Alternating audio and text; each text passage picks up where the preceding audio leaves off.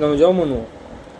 பரலோகத்தில் வாசமாயிருக்கின்ற பிதாவே, இந்த நாளை எங்களுக்கு கொடுத்த இந்த இரக்கத்திற்காக நன்றி. பிதாவே, எங்களுக்கு உணவு உடுப்பு சகலத்தையும் கொடுத்து வழிநடத்துகிறீரே, அதுக்காக நன்றி. பிதாவே, உங்கள் நாமத்தை தொழுது கொள்ள உதவி செய்தீரே, அதுக்காக நன்றி.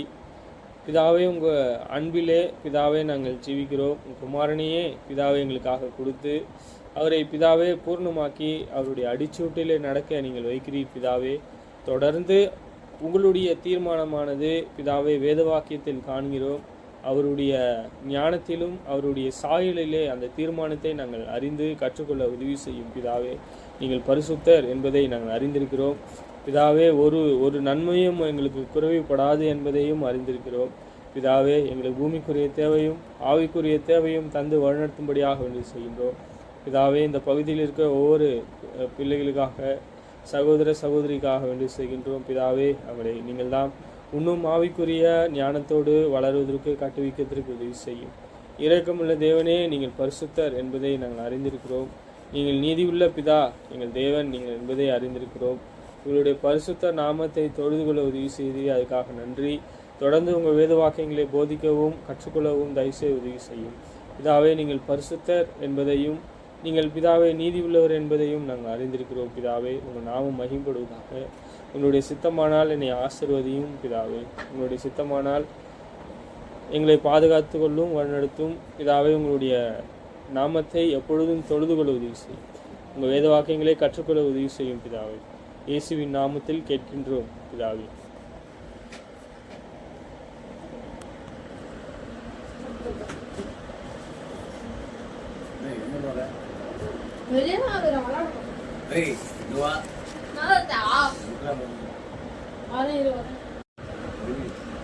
சரி. இங்கே நம்ம என்ன பார்க்குறோன்னா, எபிரேயர் புஸ்தகம் 2ஆம் அதிகாரத்தில் இருக்கு. எபிரேயர் புஸ்தகம் 2ஆம் அதிகாரம், எபிரேயர் 2. ஆகையால் நாம் கேட்டவைகளை விட்டு விலகாதபடிக்கு அவைகளை மிகுந்த ஜாக்கிரதையாய் கவனிக்க வேண்டும். நம்ம யாருக்கு போதிக்கிறாங்க அப்படின்னா, யாருக்கு போதிக்கிறாரு அப்படின்னா, நம்ம பார்த்தோம்ல, நம்ம பூர்வ காலத்தில் யூதர்களுக்கும் தேவனுடைய பிள்ளைகளுக்கும் அப்போது கொடுத்துருக்காங்க. ரெண்டாவது பார்த்தீங்கன்னா, இப்பொழுது குமாரன் மூலமாக நமக்கு அப்போஸ்தலர்களுக்கும் சீஷர்களுக்கும் கொடுத்துருக்காங்க. இப்போ தேவனுக்குள்ளா இயேசு கிறிஸ்துக்குள்ளாக யார் யார் வராங்களோ அவங்களுக்காக கொடுத்துருக்காரு. சரி, என்ன கொடுத்துருக்காரு அப்படின்னா தேவனுடைய வார்த்தை அப்படின்னு நம்ம பார்க்குறோம். குமாரன் மூலமாக கிடைச்சது அப்படின்னு நம்ம பார்க்குறோம். எபிரேயர் 2:1 பார்க்கும்போது, நாம் கேட்டவைகளை விட்டு விலகாதபடிக்கு, விலகுவது அப்படின்னா நம்ம அவருடைய பாதையிலிருந்து அவருடைய பாதையை, அவருடைய இயேசு கிறிஸ்துவினுடைய பாதையை நமக்கு பிடிக்காம நமக்கு சோதனை வரும், இம்மைக்காக நம்ம வாழ்கிறோம் அப்படின்றதுக்காக நம்ம என்ன செய்வோம் அப்படின்னா நம்ம விட்டு போயிடுவோம், கேட்க மாட்டோம். அப்படி நம்ம என்ன செய்யக்கூடாதா? கேட்காம இருக்கக்கூடாது. நம்ம என்ன செய்யணும்? கேட்கணும், விட்டு போகக்கூடாதுன்ற. ஆகையால் நம்ம கேட்டவைகளை விட்டு விலகாதபடிக்கு, கேட்டவைகளை விட்டு விலகாதபடிக்கு அவைகளை மிகுந்த ஜாக்கிரதையாய் கவனிக்க வேண்டும். ஏன் ஜாக்கிரதையா இருக்கணும், ஏன் கவனிக்கணும் அப்படின்னா, தேவனுடைய வார்த்தை போதிக்கப்பட்டது எல்லாருக்காகவும். தேவனே அது வெளிப்படுத்தணும்னு சொல்றாரு இல்லையா? தேவன் ஒருவர் இருக்கிறான்னு சொல்லி வெளிப்படுத்தியிருக்காரு. அவருடைய சுவிசேஷமானது வெளிப்படுத்தப்பட்டது. அது குமாரனானவர் வெளிப்படுத்தியிருக்கிறார் இந்த கடைசி நாளில் அப்படின்னு சொல்லியிருக்காரு. அதை நம்ம மிகுந்த ஜாக்கிரதையா நம்ம கவனிக்கல அப்படின்னா,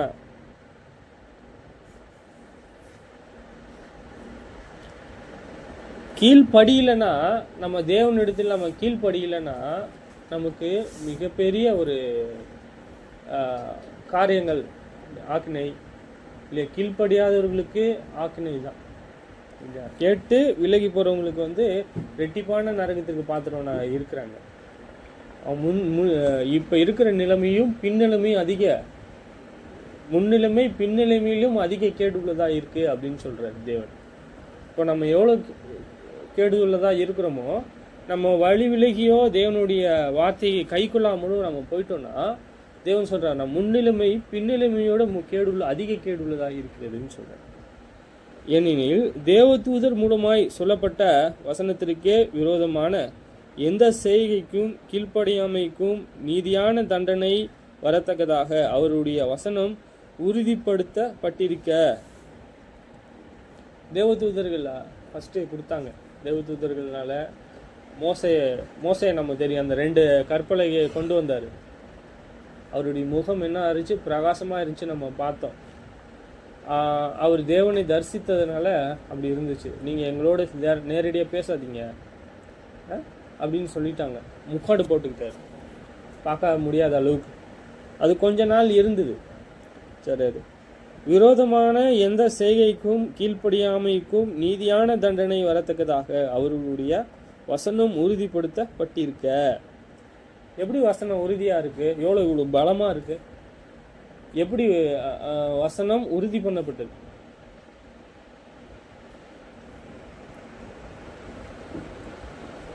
இவருங்க முதலாவது கர்த்தர் மூலமாய் அறிவிக்கப்பட்டு பின்பு அவரிடத்தில் கேட்டவர்களாலே தமக்கு உறுதியாக்கப்பட்டதும்.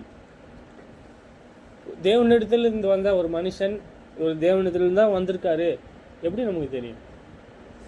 முதலாவது அவர் சொல்லப்பட்ட அந்த தீர்க்க தரிசன வசனம் நிறைவேறணும்.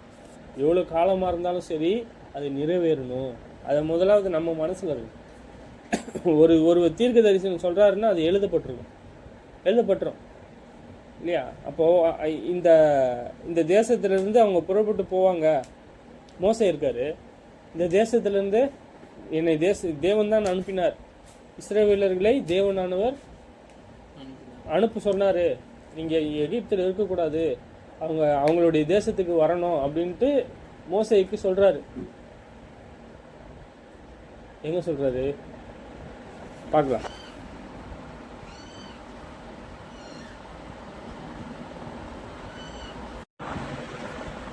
யாத்ராகம புஸ்தகம் 10:1 பின்பு கர்த்தர் மோசேயை நோக்கி, நீ பார்வோனிடத்தில் போ, அவர்கள் நடுவே நான் இந்த என் அடையாளங்களை செய்யும்படிக்கும் நான் எகிப்திலே நடப்பித்ததும் நான் அவர்களுக்குள் செய்த என் அடையாளங்களையும் நீ உன் பிள்ளைகளின் செவிகளை கேட்கவும் உன் பிள்ளைகளுடைய பிள்ளைகளின் செவிகள் கேட்கவும் விவரித்து சொல்லும்படிக்கும் நானே கர்த்தர் என்பதை நீங்கள் அறியும்படிக்கும் நான் அவன் இருதயத்தையும் அவன் ஊழியக்காரனின் இருதயத்தையும் கடினப்படுத்தினேன் என்றார். அப்படியே மோசேயும் ஆரோனும் பார்வோனிடத்தில் வந்து உன்னை தாழ்ந்த நீ எதுவரைக்கும் மனதில்லாதிருப்பாய் என என் சமூகத்தில் எனக்கு ஆராதனை செய்ய என் ஜனங்களை போகவிடு. இங்கே மோசைக்கு தேவனானவர் முன்செடியில் தரிசனம் ஆகிறார்.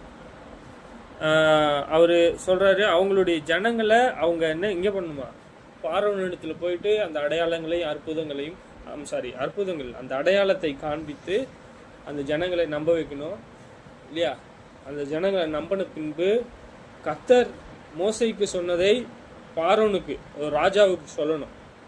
ராஜாவுக்கு சொல்லி அந்த ராஜா என்ன செய்வாரா, அப்புறம் அந்த ஜனங்கள் தேவனை ஆராதிக்கத்தக்கதாக அனுப்பணும் சொல்றாரு பாருங்க. பின்பு கர்த்தர் மோசையை நோக்கி, மோசே நீ உண்மை உள்ள ஒரு மனுஷன், அவர் எப்படி பிறந்தாரு, அவர் எப்படி வளர்ந்தாரு, நீங்க படிச்சிருப்பீங்க சின்ன வயசுல. மோசே எப்படி பிறந்தாரு, அவர் எப்படி வளர்ந்தாரு, பார்வோனுடைய அரண்மனையில் அவர் வளர்ந்தார். அவரு பார்வோனுடைய அரண்மனையில் அவர் வளரும் பொழுது மோசே அவருக்கு சொல்றாரு, மோசே அவருக்கு இவர் ஒரு காரியத்திற்காக மோசேயை தேவனானவர் தெரிந்து கொண்டிருக்கார். பின்பு கர்த்தர் மோசேயை நோக்கி, இது எப்போ அப்படின்னா அவர் வளர்ந்துட்டார், பார்வோனுடைய அரண்மனை எகிப்தை விட்டு அவர் புறப்பட்டுட்டார். அவருக்கு தேவன் தரிசனமாகி பின்பு அவருக்கு தேவன் பார்வோனோடு பேசுறார். பின்பும் கர்த்தர் மோசையை நோக்கி, நீ பார்வோனிடத்தில் போ, இந்த ராஜா கிட்ட போ, அவர்கள் நடுவே நான் இந்த என் அடையாளங்களை செய்யும்படிக்கும் அடையாளம்னா நான் தேவனிடத்திலிருந்து வந்த மனிதன் அப்படின்னு சொல்லிட்டு என்ன அடையாளம் காட்டுறீங்க அப்படின்ட்டு அப்போ, ஏன்னா முழுமையான சத்தியம் நமக்கு இல்லை அப்போ இல்லையா. அது எழுதப்பட்டுக்கிட்டே வந்துச்சு. பழைய பிரமாணமும் சரி புதிய பிரமாணமும் சரி, அந்த 2 சந்ததி வர்றதுக்கு முன்பு தேவனானவர் பரிசுத்த ஆவியினாலும் கொடுக்குறாரு, தேவனுடைய மனுஷனாலும் கொடுக்குறாரு இல்லையா. இங்கே அது என்ன ஆயிடுச்சா ஒரு காலகட்டத்துக்கு அப்புறம் 2 சந்ததிக்கு அப்புறமா என்ன ஆயிடுச்சு, இயேசுக்கு அப்புறமா அது நிறுத்தப்பட்டது. பரிசுத்த ஆவியானவர் என்ன செஞ்சிட்டாரா, அவருடைய தேவனுடைய சுவாசத்தினாலே அவர் எழுதப்பட்ட வேத வாக்கியங்கள் முழுசாயிடுச்சு.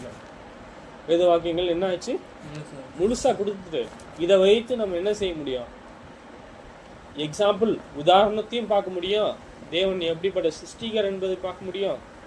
உதாரணம், இப்போ தேவனுடைய கட்டளைக்கு கீழ்ப்படியிலான தேவன் என்ன வைத்திருக்காருன்னு பார்க்க முடியும், இயேசுவினுடைய அடிச்சூடை பார்க்க முடியும், சகல நீதியும் கற்றுக்கொள்ள முடியும், நம்ம பூரணமாக முடியும். புரியுதா? இப்போ இங்க அடையாளங்களை காண்பிக்கிற, நான் எகிப்திலே நடப்பித்ததும் நான் அவர்களுக்கு செய்த என் அடையாளங்களையும் நீ உன் பிள்ளைகளின் செவிகள் கேட்கவும் உன் பிள்ளைகளுடைய பிள்ளைகளின் செவிகள் கேட்கவும் விவரித்து சொல்லும்படிக்கும் நானே கர்த்தர் என்பதை நீங்கள் அறியும்படிக்கும் நான் அவன் இருதயத்தையும் அவன் ஊழியக்காரனின் இருதயத்தையும் கடினப்படுத்தினேன் என்றார். என்னன்னா இது யாருக்கு குறிப்பா அப்படின்னா, எகிப்தியர் நிறைய வாதைகள்னால் வாதிக்கப்பட்டாங்க. அவங்க என்ன வாத, பேன், கல்மலை, எரிகொப்பளம், தலைப்பிலை சங்காரம், தண்ணி ரத்தமா மாறிடுச்சு. இந்த தண்ணி அந்த அருவி இருக்குல்ல, ஆறு இருக்கு இல்லையா, அது ஃபுல்லாக ரத்தமாக மாறிடுச்சு இல்லையா. பெயின். ரெண்டாவது அங்கே நிறைய தவளைகள் செத்து போய் நாரிச்சான். அங்கே எங்கள் தேசம் எங்கும் ஃபுல்லாக நாறுது இல்லையா. இது அவரால் தாங்க முடியல. இப்போ சொல்கிறாரு, இப்படிப்பட்ட எரி கொப்பளம் வருது, அவங்களுக்கு உடம்பு ஃபுல்லாக எரி கொப்பளம் ஆயிடுச்சு இல்லையா.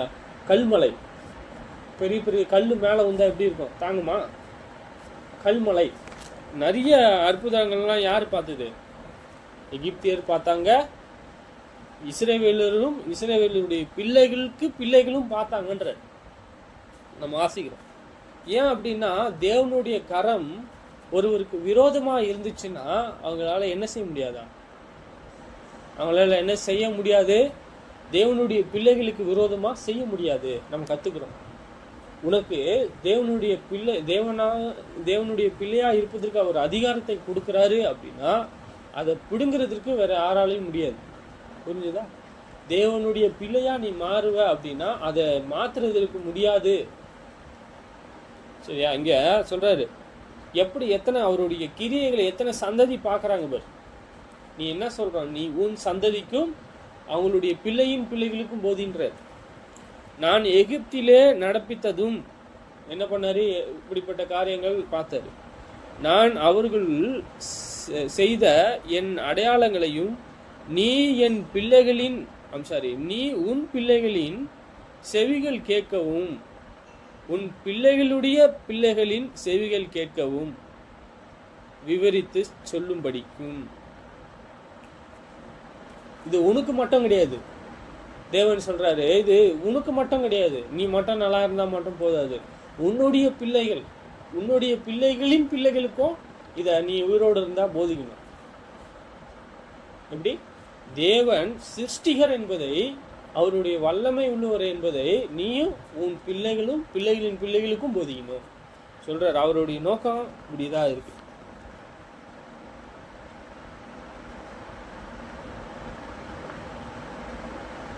என்ன அவர் போதிக்க சொல்றாரு அப்படின்னா, அவருக்கு மேல ஒரு அதிகாரம் இல்லை, ஒரு வல்லமை இல்லை இல்லையா. பிதாவும் தேவனுக்கு மேல ஒரு அதிகாரம் இல்லை. இப்போ அதிகாரம் உள்ளவர் இயேசு. புதிய ஏற்பாட்டு காலகட்டத்தில் இயேசு சகல அதிகாரம், உயர்பட்ச அதிகாரம் பெற்றிருக்கிறாரு இல்லையா. இங்க பாத்தீங்கன்னா பிதாதான், யெகோவா, அவரு தான் அதிகாரம் உள்ளவராக இருந்தார். அவருக்கு ஒரு தீர்மானம் இருந்துச்சு. அதை தான் நம்ம பார்க்க போறோம். அந்த தீர்மானத்தின்படி தான் அவர் உண்மையா இருந்த அவர் பிள்ளையை உண்மையா இருக்க வைத்து அவருடைய அடிச்சூட்டில நம்மள நடக்க வச்சிருக்காரு என்பதை நீங்கள் அறியும்படிக்கும் நான் அவன் இருதயத்தையும் அவன் ஊழியக்காரனின் இருதயத்தையும் கடினப்படுத்தினேன் என்றார். யார் இது? யாரு அப்படின்னா பார்வோன். போறேன், அனுப்புறேன், இதை நீங்க சரி பண்ணுங்க, நான் அனுப்பிச்சு விடுறேன்னு சொல்றாரு. ஆனா மனசு மாறி போயிடுச்சு. இதை அனுப்பிச்சு விடுங்க, இதை சரி பண்ணு அப்படின்னு சொல்றாரு. சரி பண்றாரு, திருப்பியும் கடினப்பட்டிருக்கு. அப்படியே மோசையும் ஆரோனையும் பார்வோனிடத்தில் வந்து உன்னை தாழ்த்த நீ எதுவரைக்கும் மனதில்லாதிருப்பாய்? என் சமூகத்தில் எனக்கு ஆராதனை செய்ய என் ஜனங்களை போகவிடு. இப்பதான் ஒரு சிக்கல்லே மாட்டுறாரு. இவரே ஒரு மாட்டல, ஏன்னா அவரை தாழ்த்தன்னு சொல்றாரு. தேவனுடைய பிள்ளைகளுக்கு அவங்க என்ன செய்யணும் அப்படின்னா, தேவனை சேவிக்கத்தக்கதாக ஆராதிக்கத்தக்கதாக அவரை போக விடல. தேவனுடைய வார்த்தையை மீறி நடக்கிற இவ்வளவு அற்புதம் காட்டுறாரு, இவ்வளவு அடையாளம், சாரி அற்புதம் இல்லை, அடையாளத்தை காட்டுறாரு. எரிமலை எரி கொப்பளம் உங்க மேலெல்லாம் வந்துடுச்சு, பேன் இருக்கு, ஜனம் ஊர் எங்கேயுமே அவங்க தலைப்பிள்ளை சங்காரம் நடக்குது. அதுக்கு முன்னாடி பார்த்தீங்கன்னா கல்மலை, பெரிய பெரிய கல் வானத்துலேருந்து பொழியுது அப்படின்னா யாரும் பயப்படாமல் இருப்பாங்களா? ஐயோ செத்துருவோமே, இவ்வளோ பெரிய கல் வந்து விழுதுன்னா சத்துருவோமா இல்லையா? இப்போல்லாம் ஓடு ரூஃபு தான். அப்போ எப்படி இருப்பாங்க? அப்பயும் தப்பிச்சிருக்காங்க, அந்த அளவுக்கு பெரிய பெரிய பில்டிங்கு. அப்போது பயப்படுவாங்களா பயப்பட மாட்டாங்களா? வானத்துலேருந்து ஒரு ஃபோர்ஸாக ஒரு கல் விழுது. இப்போ கூட ஒரு இடத்துல விழுந்திருக்கான், விண்வெளி கூடாரம். விண்வெளியில் அந்த சேட்டலைட் கூடாரம் மாதிரி இருக்குல்ல, அது கீழே விழுந்துச்சு ஒரு தென்னாப்பிரிக்காவில். அதை கண்டு வந்து பயப்படுறாங்க அவங்கெல்லாம். சரி, இப்போ பார்த்தீங்கன்னா அப்படியே மோசையும் ஆரோனும் பார்வோனிடத்தில் வந்து உன்னை தாழ்த்த நீ எதுவரைக்கும் மனதில்லாதிருப்பாய்? மனம் திரும்பவில்லைன்ற, ஏன் அவங்கள போக விடல? உன்னை சொல்றாரு, தாழ்த்த யாரால் முடியும்? ஒரு மனுஷனை கண்டிப்பா மனுஷனால முடியாதுன்ற. தேவனுடைய இரக்கம் அங்க என்ன இருக்கு தேவனுடைய மிகப்பெரிய ஒரு வேலைப்பாடு அங்க இருக்கு. சொல்றாரு, இப்படியே மனது இல்லைன்னா உன்னை என்ன செய்வார்? தாழ்த்துவாரு. என்ன செய்வாரா? பார்வனை சொல்றாரு, நீ பார்வனா இருக்கலாம், நீ ஒரு பெரிய ஒரு உயர்ந்த இடத்துல இருக்கலாம், ஆனா நீ மனது இல்லாது இருந்தா உன்னை தேவன் தாழ்த்துவாரு. புரியுதா?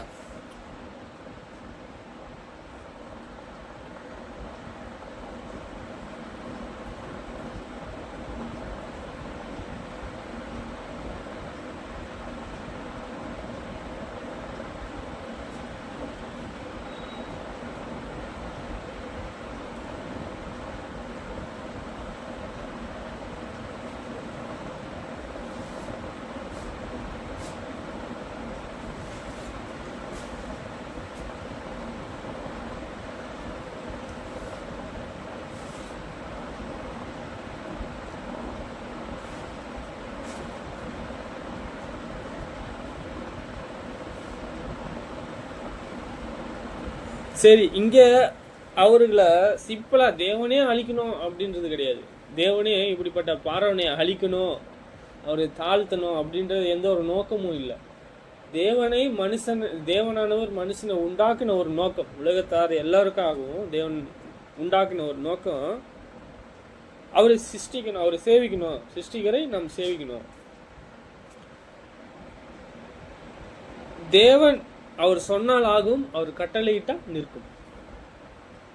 சொல்றாரு, யோவேல் புஸ்தகத்துல நம்ம ஒரு வாக்கியம் படிக்கிறோம். நான் உங்களிடத்தில் அனுப்பின என் பெரிய சேனையாகிய வெட்டுக்கிளிக்கும் பச்சை கிளிக்கும் முசுக்கொட்டை பூச்சிக்கும் பச்சை பூச்சிகளுக்கும் பச்சித்த வருஷங்களின் விளைவை உங்களுக்கு திரும்ப அளிப்பேன். அவருடைய சேனை என்ன சொல்றாரு? அவருடைய சேனை வெட்டுக்கிளி. பலாயிரம், எவ்வளோ ஒரு வெட்டுக்கிளி, எவ்வளோ பெரிய ஏக்கர் கணக்கான அந்த பயிர்களை அழித்து போடுற அளவுக்கு வல்லமை உள்ள வெட்டுக்கிளிகள். முசுக்கொட்டை பூச்சி, முசுக்கொட்டை பூச்சின்னா தெரியும், பச்சைக்கிளி. நிறைய பச்சைக்கிளி வந்து புல்லெல்லாம் மேய்ஞ்சிட்டு போயிடுச்சு. ஊரில் ஃபுல்லாக புல்லு எங்கேயோ பார்த்தாலும் வெட்டுக்கிளியாக இருக்கு அப்படின்னா அது சாதாரண காரியமா? யாரால வந்தது சொல்ற? தேவனால வந்தது. என் சேனைன்னு சொல்ற. அந்த சேனையை அவர் சொன்னால் என்ன செய்யும்? போவோம். பூமியை எது மேல அஸ்திபாரம் போட்டிருக்க? ஜலத்தின் மேல ஞானமா அஸ்திபாரம் போட்டிருக்கேன்னு சொல்ற.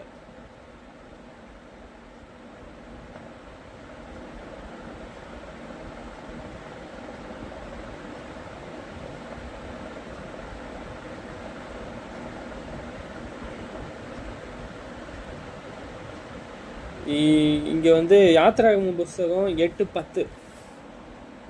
அதற்கு அவன் நாளைக்கு என்றான். அப்பொழுது இவன், எங்கள் தேவனாகி கர்த்தருக்கு ஒப்பானவர் இல்லை என்பதே நீ அறியும்படிக்கு உம்முடைய வார்த்தையின்படி ஆக கடவது. தவளைகள் உம்மையும் உம்முடைய வீட்டையும் உம்முடைய ஊழியக்காரரையும் உம்முடைய ஜனங்களையும் விட்டு நீங்கி நதியிலே மாத்திரம் இருக்கவும் என்றான். மோசையும் ஆரோனும் பார்வோனை விட்டு புறப்பட்டார்கள். பார்வோனுக்கு விரோதமாக வரப்பண்ணின தவளைகள் நிமித்தமும் மோசே கர்த்தரை நோக்கி கூப்பிட்டான். கர்த்தர் மோசையின் சொற்படி செய்தார். வீடுகளையும் முற்களிலும் வயல்களிலும் இருந்த தவளைகள் செத்து போயிற்று. அவர்களை குவியலாக சேர்த்தார்கள். அதனால் பூமி எங்கும் நாற்றம் எடுத்தது. தவளை இங்க பாக்குறோம். மோசே வந்து இவ்வளோ அந்த தேசம் ஃபுல்லா தவளையா இருந்தது. முள் செடியில, வயலில், தண்ணியில், அவங்க இருக்கிற வசிக்கூடிய இடத்துல எல்லாத்துலேயும் இருக்கு. அப்போ எங்கேயுமே தவளையா குச்சிக்கினே இருந்துச்சுன்னா என்ன? தவளை மோஸ்ட்லி என்ன செய்யும்? குச்சிக்கினே இருக்கும். ஒரு இடத்துல இருக்குமா? ஒரு இடத்துல இருக்காது. சரி, நம்ம அப்படியே நம்ம யோசிச்சா கூட ஃபுல்லாவே தவளை எங்கேயோ இருந்துச்சுன்னா பார்வோன் ராஜா மேலெல்லாம் என்னவா இருக்கும்? எங்கும் அப்படின்னா ஃபுல்லாக தான். அவர் மேலே என்ன ஏறி இருக்கும், வாய்ப்பு இருக்கு. அவர் மேலேயும் ஏறி இருக்கும். அந்த தேசம் ஃபுல்லாக ஏறி இருக்கும். முள்செடியில் கூட இருக்குன்ற தேவன். முள்செடியில் போகுமா? தவளைலாம் அடியில் தான் இருக்கும், மேலெல்லாம் இருக்காது. என் குத்தி கொஞ்சம் ஃபுல்லான்ற நிரம்பி இருக்குன்ற. அது எப்படி சேர்த்தாங்களாம்? குவியலாக, மலை மாதிரி குவியலாக சேர்த்துட்டாங்களாம். தேவன் அது என்ன செஞ்சிட்டாருன்னா நாத்தடிக்க வச்சிட்டார். செத்த பின்பு அந்த தவளை என்ன ஆயிற்று? நாத்தம் அடிக்கும். இவ்வளவு தவளை எங்க ஒரு நேரத்தில் எப்படி வரும்? இவ்வளவு தவளை. ஒரு வல்லமை இருந்தா தானே ஒரு உருவாக்க முடியும். செத்த பின்பு நாறுது அப்படின்னா அது எப்படி யோசிக்கும்? ஒரு மணி நேரத்துல இல்லைன்னா ஒரு நாள்ல ஒரு தவளைகள் இவ்வளவு வருது அப்படின்னா அது எப்படி? தேவன் தான் உருவாக்குறார். தேவன் தான் உருவாக்குறாரு. ஒரு ஜீவனை கொடுக்க அவருக்கு வல்லமை இருக்கு. ஒரு ஜீவனை கொடுக்க வல்லமை இருக்கு. ஒன்றத்தை சிருஷ்டிக்க அவர் அதிகாரம் உள்ளவர். ஏன்னா அவர் தான் சிருஷ்டிக்க. நம்ம பார்க்குறோம்ல. சரி, யாத்திராகம புஸ்தகத்துல நம்ம பார்த்துருந்தோம். அவர் என்ன சொல்றாரு பார்வோன் அப்படின்னா நாளைக்கு அப்படின்னு சொல்றாரு. அவரை தாழ்த்தத்தக்கதாக அவர் என்ன செய்தாரு? ஒரு நாளா கூட்டுறாரு.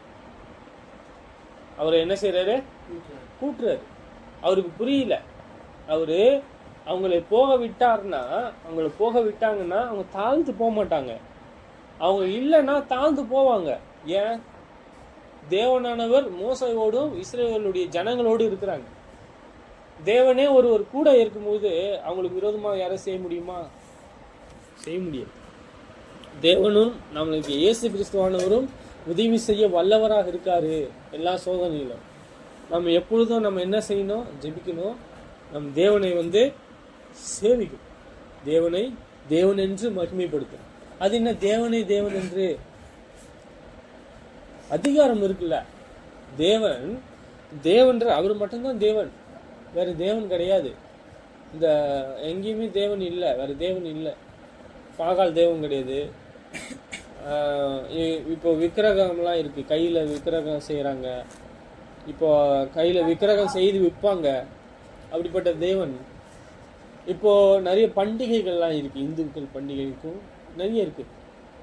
அது கையினாலே செய்யப்பட்ட அந்த காரியம் என்ன இல்லை? தேவன் இல்லை, தேவன் சிருஷ்டிக.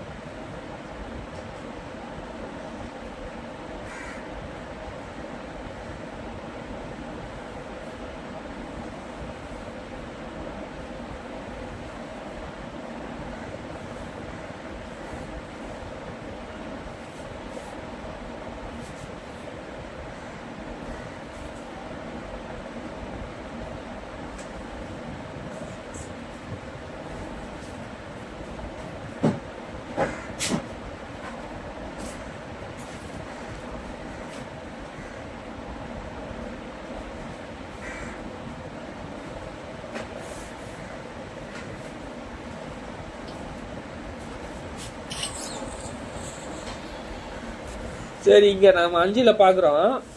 ஏன்னா எபிரேயர் புஸ்தகம் 5:2 2ஆம் அதிகாரம் 5 இனி வரும் உலகத்திற்கு குறித்து பேசுகிறோம், அதை அவர் தூதர்களுக்கு கீழ்ப்படுத்தவில்லை.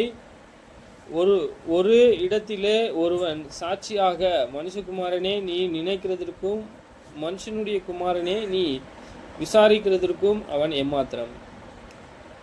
இனி வரும் உலகத்தை குறித்து பேசுகிறோம். இப்போ இருக்கு ஒரு உலகம், அந்த உலகத்தில் நீயும் நானும் எல்லாரும் இருக்கோம் சொல்றாரு. இனி வரும் உலகம்னா அது எங்க எப்போ வரும்? அது இருக்கா? இருக்கு. எங்க இருக்கு? பரலோகத்தில் இருக்கு. அது மிகப்பெரிய ஒரு உலகம் இல்லையா? அது மிகப்பெரிய ஒரு மாளிகை. அது அங்க மிகப்பெரிய ஒரு ராஜா இருக்காரு, ஆளுகை செய்யற. உலக மக்களையே ஆளுகை செய்யக்கூடிய ஒரு ராஜா அங்க இருக்காரு.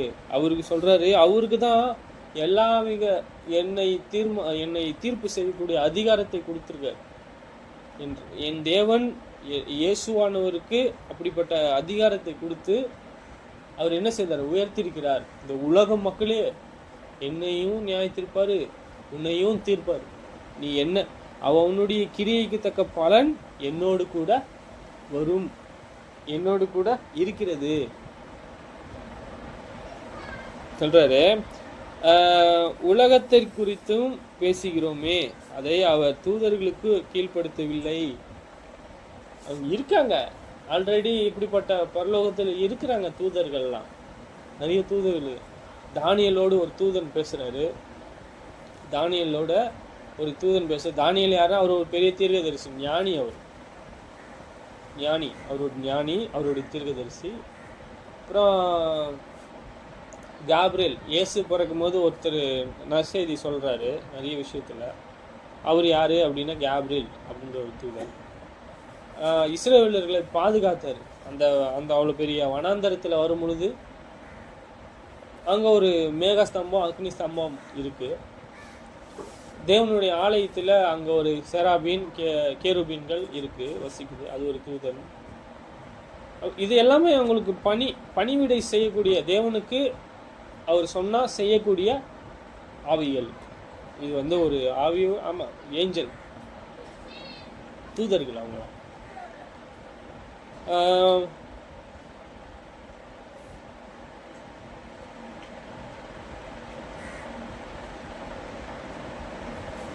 இந்த உலகத்தில் இப்படிப்பட்ட அதிகாரத்தை கொடுக்க, இயேசுவுக்கு இப்படிப்பட்ட அதிகாரத்தை கொடுக்க தேவன் இயேசுவை என்ன செய்தாராம்? மனுஷகுமாரனாக உலகத்தில் அனுப்பினார். மனுஷகுமாரனாக அனுப்பினார். அவனை தேவ தூதரிலும் சற்று சிறியவராக்கினீர். தேவ தூதர் அதிகாரம் உள்ளவர்கள் நிறைய பேர் அவர் கொள்வதற்கு வல்லமை இருந்திருக்கு இல்லையா? அவங்க காற்றுகளாகவும் பணிவிடை ஆவிகளாகவும் இருக்கிறாங்கன்னு சொல்றாங்க. அக்னியா இருக்காங்களாம். அது எப்படிப்பட்ட தானியில சிங்க கெபியில போட்டும் போது சிங்கத்துக்கிட்ட இருந்து யாராவது நிற்க முடியுமா? சிங்கத்துக்கிட்ட நிற்க முடியாது இல்லை. அதுக்கு ரட்சிக்கிற சிங்கம், பசி உள்ள சிங்கம். அப்படி இருக்கும்போது காப்பாத்திருக்காங்க. அப்போ எப்படி? அவங்களுக்கு ஒரு வல்லமை இருக்கு. அவங்களுக்கெல்லாம் அந்த மேலான உலகத்தை ஒரு ஒரு ஒரு மேலான ஒரு ஆசீர்வாதத்தை தேவனை காணத்தக்கதான ஒரு ஆசீர்வாதத்தை, பரலோகத்தை, நித்திய ஜீவனை பாவம் செய்த முடிஞ்சிச்சு. நம்ம இயேசு கிறிஸ்துவின் மூலமா நம்ம என்ன செய்யப்பட்டிருக்கோம்? கிரியத்திற்கு கொல்லப்பட்டிருக்கோம். இப்போ மனுஷனுக்கும் சரி உலகத்திற்கும் சரி நம்ம என்ன செய்யணும்? அடிமைகள் ஆகாம இருக்கணும். அப்படி தேவ தூதர்களுக்காக, தேவ தூதர்களை போல அவரை என்ன செய்யப்பட்டாராம்? சிருஷ்டிகராக இருந்தவர் தூதர்களாக கூட கிடையாது, மனுஷனாக மாத்திட்டார். அவனை தேவ தூதரிலும் சற்று சிறியவனாக்கினீர். வேதவாக்கியம் இருக்கு. அவர் எப்படி இருந்தாரு? மாம்சத்துல இருந்தாரு. மாம்சம்னா இதான் ஃப்ளஷ். எனக்கு அடிச்சா வலிக்கும், யாராவது திட்டினா வலிக்கும், வேதனையா இருக்கும். அவமானப்படுத்தினா வேதனையா இருக்கும். நிந்திச்சா வேதனையா இருக்கும். ஏமாத்தினா துக்கமா இருக்கும் இல்லையா? இப்ப யாராவது ஒருத்தர் பரியாசம் செய்தா வேதனையா இருக்கும். சரி, இங்க சொல்றாரு,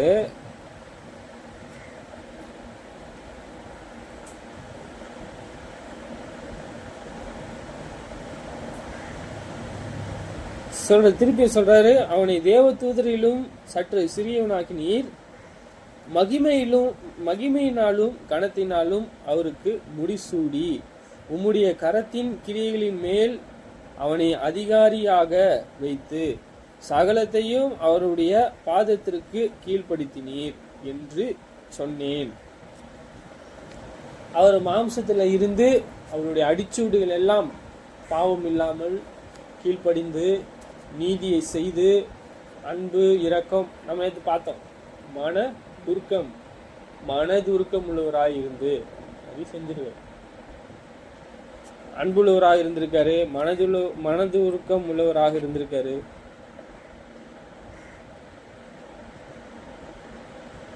சரி, இந்த மனது உருக்கத்தினாலே இயேசுவானவர் நிறைய காரியங்கள் செய்திருக்கார், நிறைய நற்கிரியைகள் செய்திருக்கார், நிறைய பூமி எங்கும் சுத்தி திரிந்து தேவனுடைய வார்த்தை சொல்லியிருக்காரு. இஸ்ரவேலர்களுக்கு என்ன இல்லைன்னு சொன்னாரு? மெய்ப்பெண் இல்லாத ஆடுகள் என்று சொல்றாரு. மெய்ப்பெண் இல்லாத ஆடுகள் எங்கெங்கே ஓடும், எங்கெங்கே எதிரும், எங்கெங்கே பாயும். ஆனா மெய்ப்பெண் இருந்தா அவர்கள் மேல் மனது இரக்கம் உள்ளவராகி அவங்களுக்கு போதிச்சார், உபதேசித்தார்.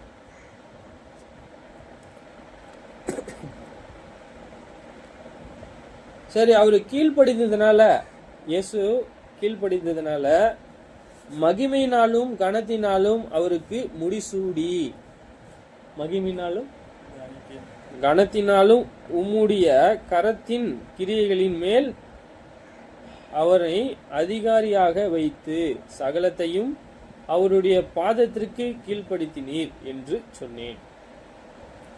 இப்போ யாருக்கு கீழா இருக்கு அப்படின்னா இயேசு கிறிஸ்துவின் கீழே தான்.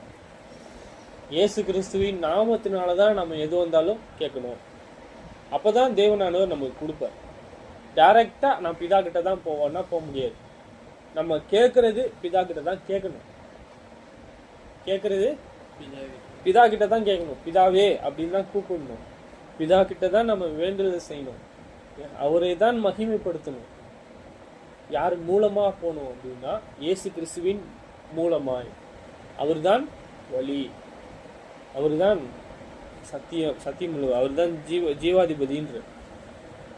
நான் தான் வழி, அதுதான் சத்தியம் அப்படின்னு சொல்றேன்.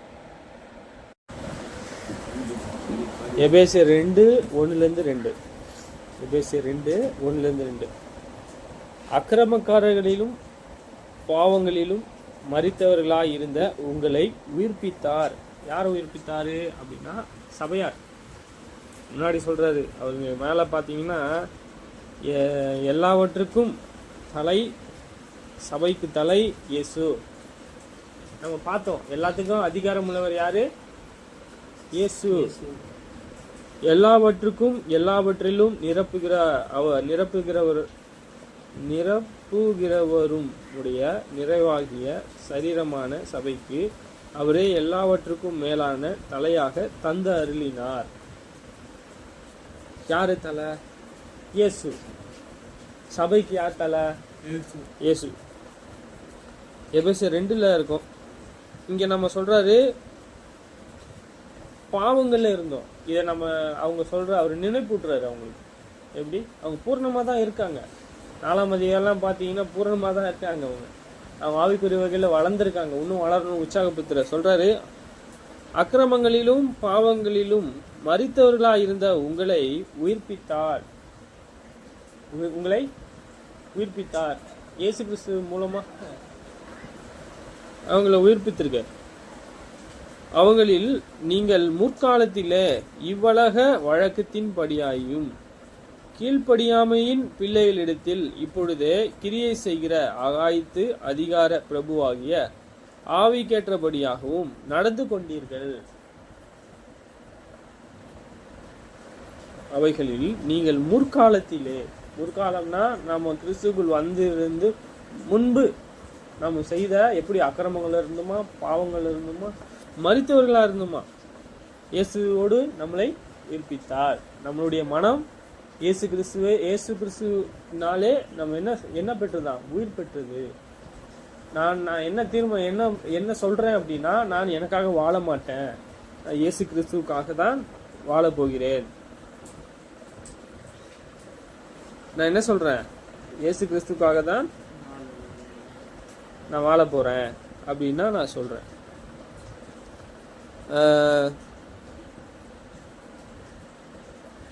இன்னொரு விவரம் கொடுக்கிறாரு. நீங்கள் முற்காலத்திலே இவ்வுலக வழக்கத்தின் படியாகவும், இவ்வுலக வழக்கம்னா இந்த பூமிக்கு ஏற்ற ஒரு தீர்மானம், அவங்களுக்கு ஏற்ற நடக்கைகள், அவங்க பண்டிகையை அனுசரிக்கிறாங்க, காலத்தையும் நேரத்தையும் காண்றாங்க, பார்க்குறாங்க. நம்ம தேவனானவர் நமக்கு சொல்றாரு, எப்பொழுதுமே இந்த நாள் கூட தேவனானவர் நமக்கு ஜீவனையும் சுவாசத்தை கொடுத்துருக்காரு. இது விசேஷமா நம் தேவனுக்காக நம்ம செலவு செய்யறோம். அது என்ன நாள்? தேவனுக்காக நம்ம விசேஷமா எடுத்துக்கிறோம். இந்த நாள் தான் அப்படின்றது கிடையாது. இப்ப கூட ஒருத்தருக்கு பண்டிகை வருது இந்துக்கு, ஆனா நமக்கு தேவன் சொல்றாரு காலத்தையும் நேரத்தையும் தேவனுக்காக நம்ம விசேஷமா எடுத்தோம்னா அது தேவனானவர் அது சொல்றாரு பரிசுத்தமா இருக்கு. தேவனுக்காக நம்ம அதை எடுக்கிறதுனால அது பரிசுத்தமா இருக்கிறது.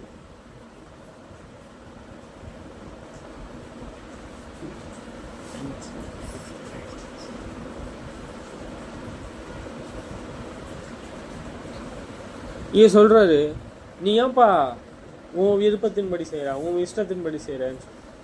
இதெல்லாம் முன்னாடி நடக்கை அப்படின்னு சொல்ற பாருங்க.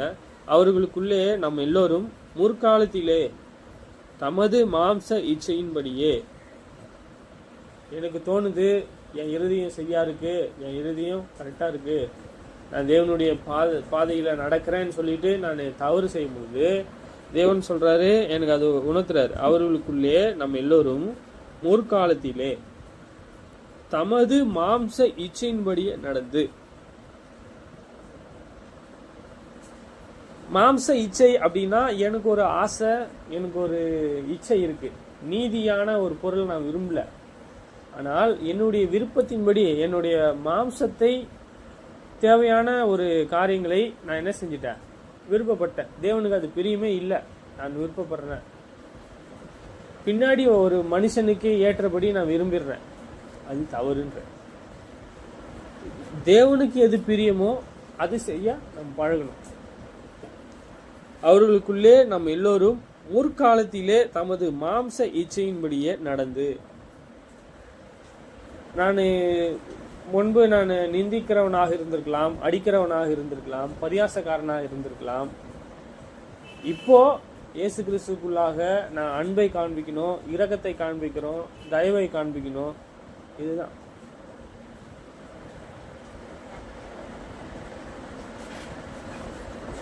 ஜெபம் பண்ணலாமா?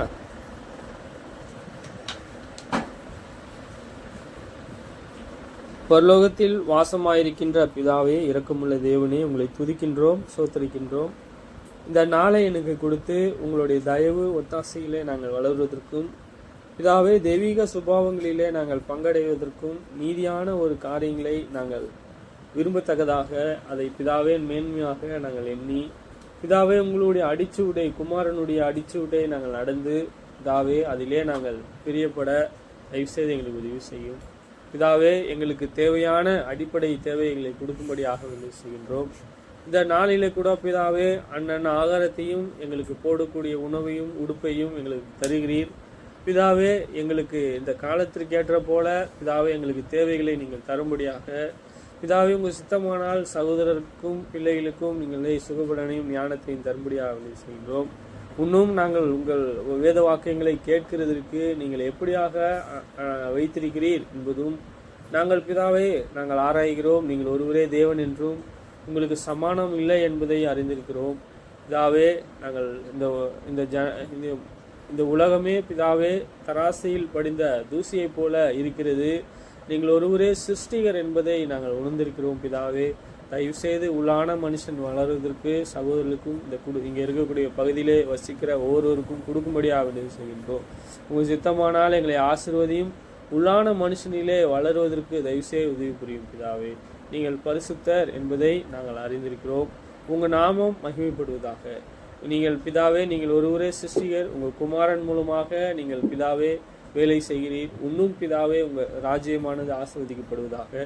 அநேக சகோதரர்கள் சகோதரிகளை பிதாவே சேர்க்க உதவி செய்யும்.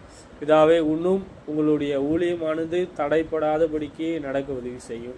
பிதாவே உங்கள் சித்தமானால் ஒவ்வொரு நீதியுள்ள சகோதரரும் அவங்களுடைய ஊழியத்தை செய்ய தயவுசெய்து உதவி செய்யும். உண்மையுள்ளவர்களாக இருக்கிறதற்கு, நீதியாக இருக்கிறதற்கு தயவுசெய்து உதவி புரியும். பிதாவே என்னையும் என் குடும்பத்தையும் நீங்கள் ஆசீர்வதிக்கும்படியாக வேண்டி செய்கின்றோம். இன்னும் பிதாவே நீதியுள்ளவர்களாக வளர்வதற்கு எங்களை பாதுகாத்துக் கொள்ளும். இங்கே இருக்கக்கூடிய பிள்ளைகளுக்கும் பிதாவே அவங்களை ஆசீர்வதியும். பிதாவே அவங்களை ஒருவருக்கு தேவையான நன்மையை தரும்படியாக வேண்டி செய்கின்றோம். பிதாவே நாங்கள் பிரிந்து போனாலும் எப்பொழுதுமே நாங்கள் பிதாவே உங்களை நேசிக்க, உங்கள் வேத வாக்கியங்களை நாங்கள் ஆராய்ந்து பார்க்க, அதை எங்கள் இருதயத்தில் வைக்க உதவி செய்யும். நீங்கள் பரிசுத்தர், நீங்கள் பிதாவே நீங்கள் ஒருவரே தேவன் என்பதை நாங்கள் மீண்டுமாக அதிகமாக நாங்கள் விசுவாசிக்க உதவி செய்யும். இந்த விண்ணப்பத்தை உங்கள் குமாரனும் இரட்சகருமாக இருக்கிற இயேசுவின் இனிய நாமத்தில் கேட்கின்றோம் பிதாவே. சோத்திரம். உங்களுடைய சித்தமானால் நாங்கள் வளருவதற்கு இந்த நாளை கூட எங்களுக்கு கொடுத்த அவங்க இரக்கமானது நன்றி செலுத்துகின்றோம் பிதாவே. இன்னும் பிதாவே நாங்கள் தொடர்ந்து வளரவும் உங்கள் வேத வாக்கியங்களை அறிந்து கொள்ளவும் கற்றுக்கொள்ளவும் உதவி செய்யும். பிதாவே தொடர்ந்து உங்கள் சீஷத்துவத்தை நாங்கள் போதித்து சீஷனானவன் எப்படியாக இருக்க வேண்டும், நாங்கள் எந்த குணாதிசயத்தில் வளர வேண்டும், பூர்ணத்திற்கு எப்படியாக நாங்கள் கற்றுக்கொள்ள வேண்டும் என்றே நாங்கள் அறிந்திருக்கிறோம். பிதாவே நீங்கள் தாமே எங்களுக்கு தீர்மானித்த அந்த தீர்ப்பை நாங்கள் அறிந்திருக்கிறோம். நீங்கள் தாமே எங்களை ஆசீர்வதித்து இன்னுமாக உங்கள் ஞானத்தையும் பூமிக்குரிய தேவைகளையும் தந்து வழிநடத்தும்படியாக உதவி செய்கிறோம். பிதாவே இங்கே இருக்கக்கூடிய ஒவ்வொருவரையும் ஆசீர்வதியும். உண்மையுள்ள சகோதரர் ஒருவருக்கும் தேவையான நன்மையை செய்யும். பிதாவே இங்கே இருக்கக்கூடிய சகோதரனுக்கும் அவன் குடும்பத்திற்கும் ஆசீர்வதியும். பிதாவே என்னையும் எனக்கு தேவையான நன்மையும் செய்யும்படியாக உதவி செய்கின்றோம்.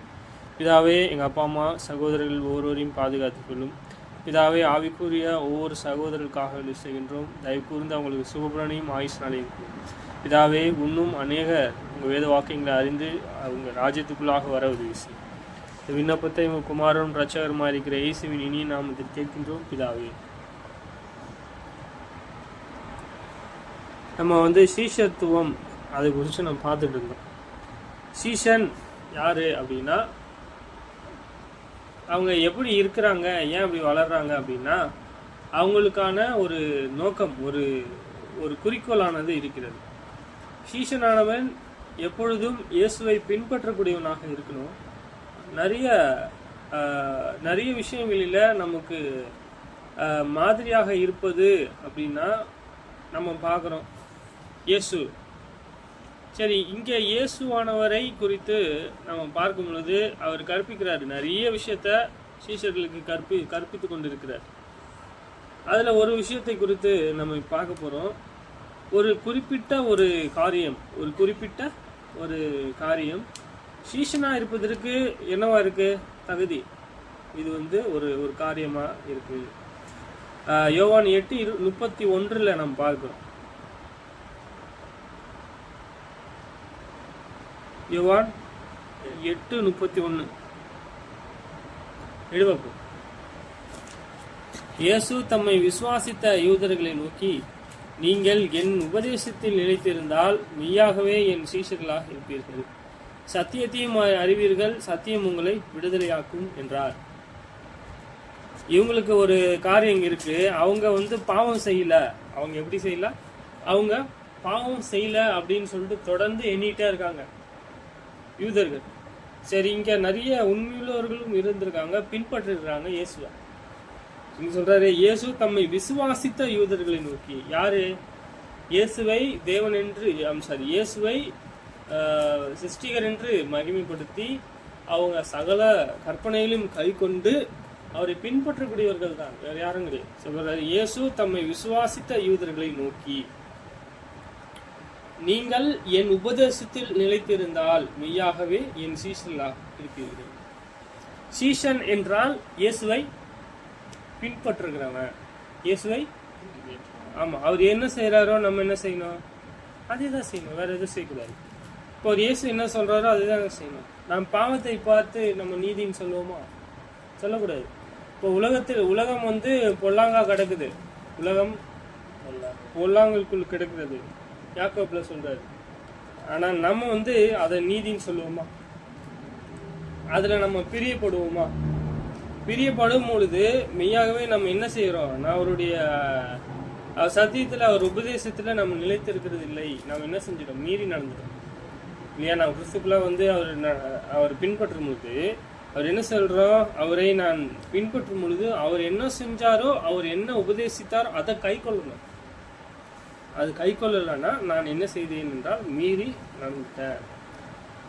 சரி, இங்க சத்தியத்தையும் அறிவீர்கள், சத்தியம் உங்களை விடுதலையாக்கும் என்றார். சத்தியம்னா என்ன? சில பேர் சொல்றாங்க தேவனுடைய வார்த்தை தான் அப்படின்னு சொல்லிடுறாங்க. சரி, சத்தியம் அப்படின்னா என்ன? மத்தேயு 22:16.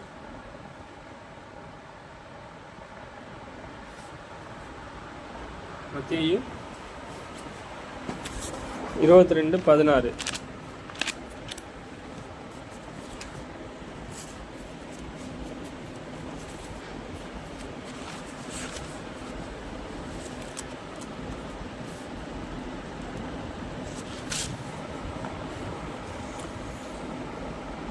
தங்கள் சீஷரையும் ஏராதியரையும் அவரிடத்தில் அனுப்பினார்கள்.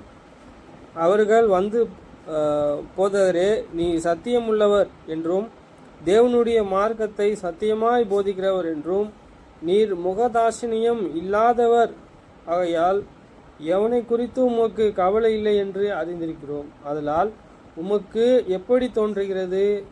ராயனுக்கு வரி கொடுக்கிறது நியாயமோ அல்லவோ அதை எங்களுக்கு சொல்லும் என்று கேட்டார்கள். இயேசு அவர்களை துர்குணத்தை அறிந்து, மாயக்காரரே, நீங்கள் என்னை ஏன் சோதிக்கிறீர்கள்? உபதேசம் எப்படி இருக்கிறது அப்படின்னு சொல்லிட்டு நம்ம பார்க்குறோம்.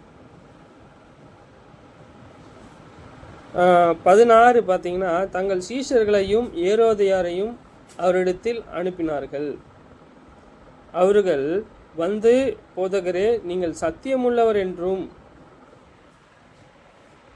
சத்தியமானது என்ன அப்படின்னா உள்ள ஒரு வஞ்சகம் இருந்து இதை நம்ம இப்படி செய்யும் பொழுது நம்ம இதை செஞ்சோம்னா நமக்கு இது நன்மை கிடைக்கும் அப்படின்னு நம்ம செய்யறோம். அது என்னவா இருக்கு? ஒரு வகையான வஞ்சகம்.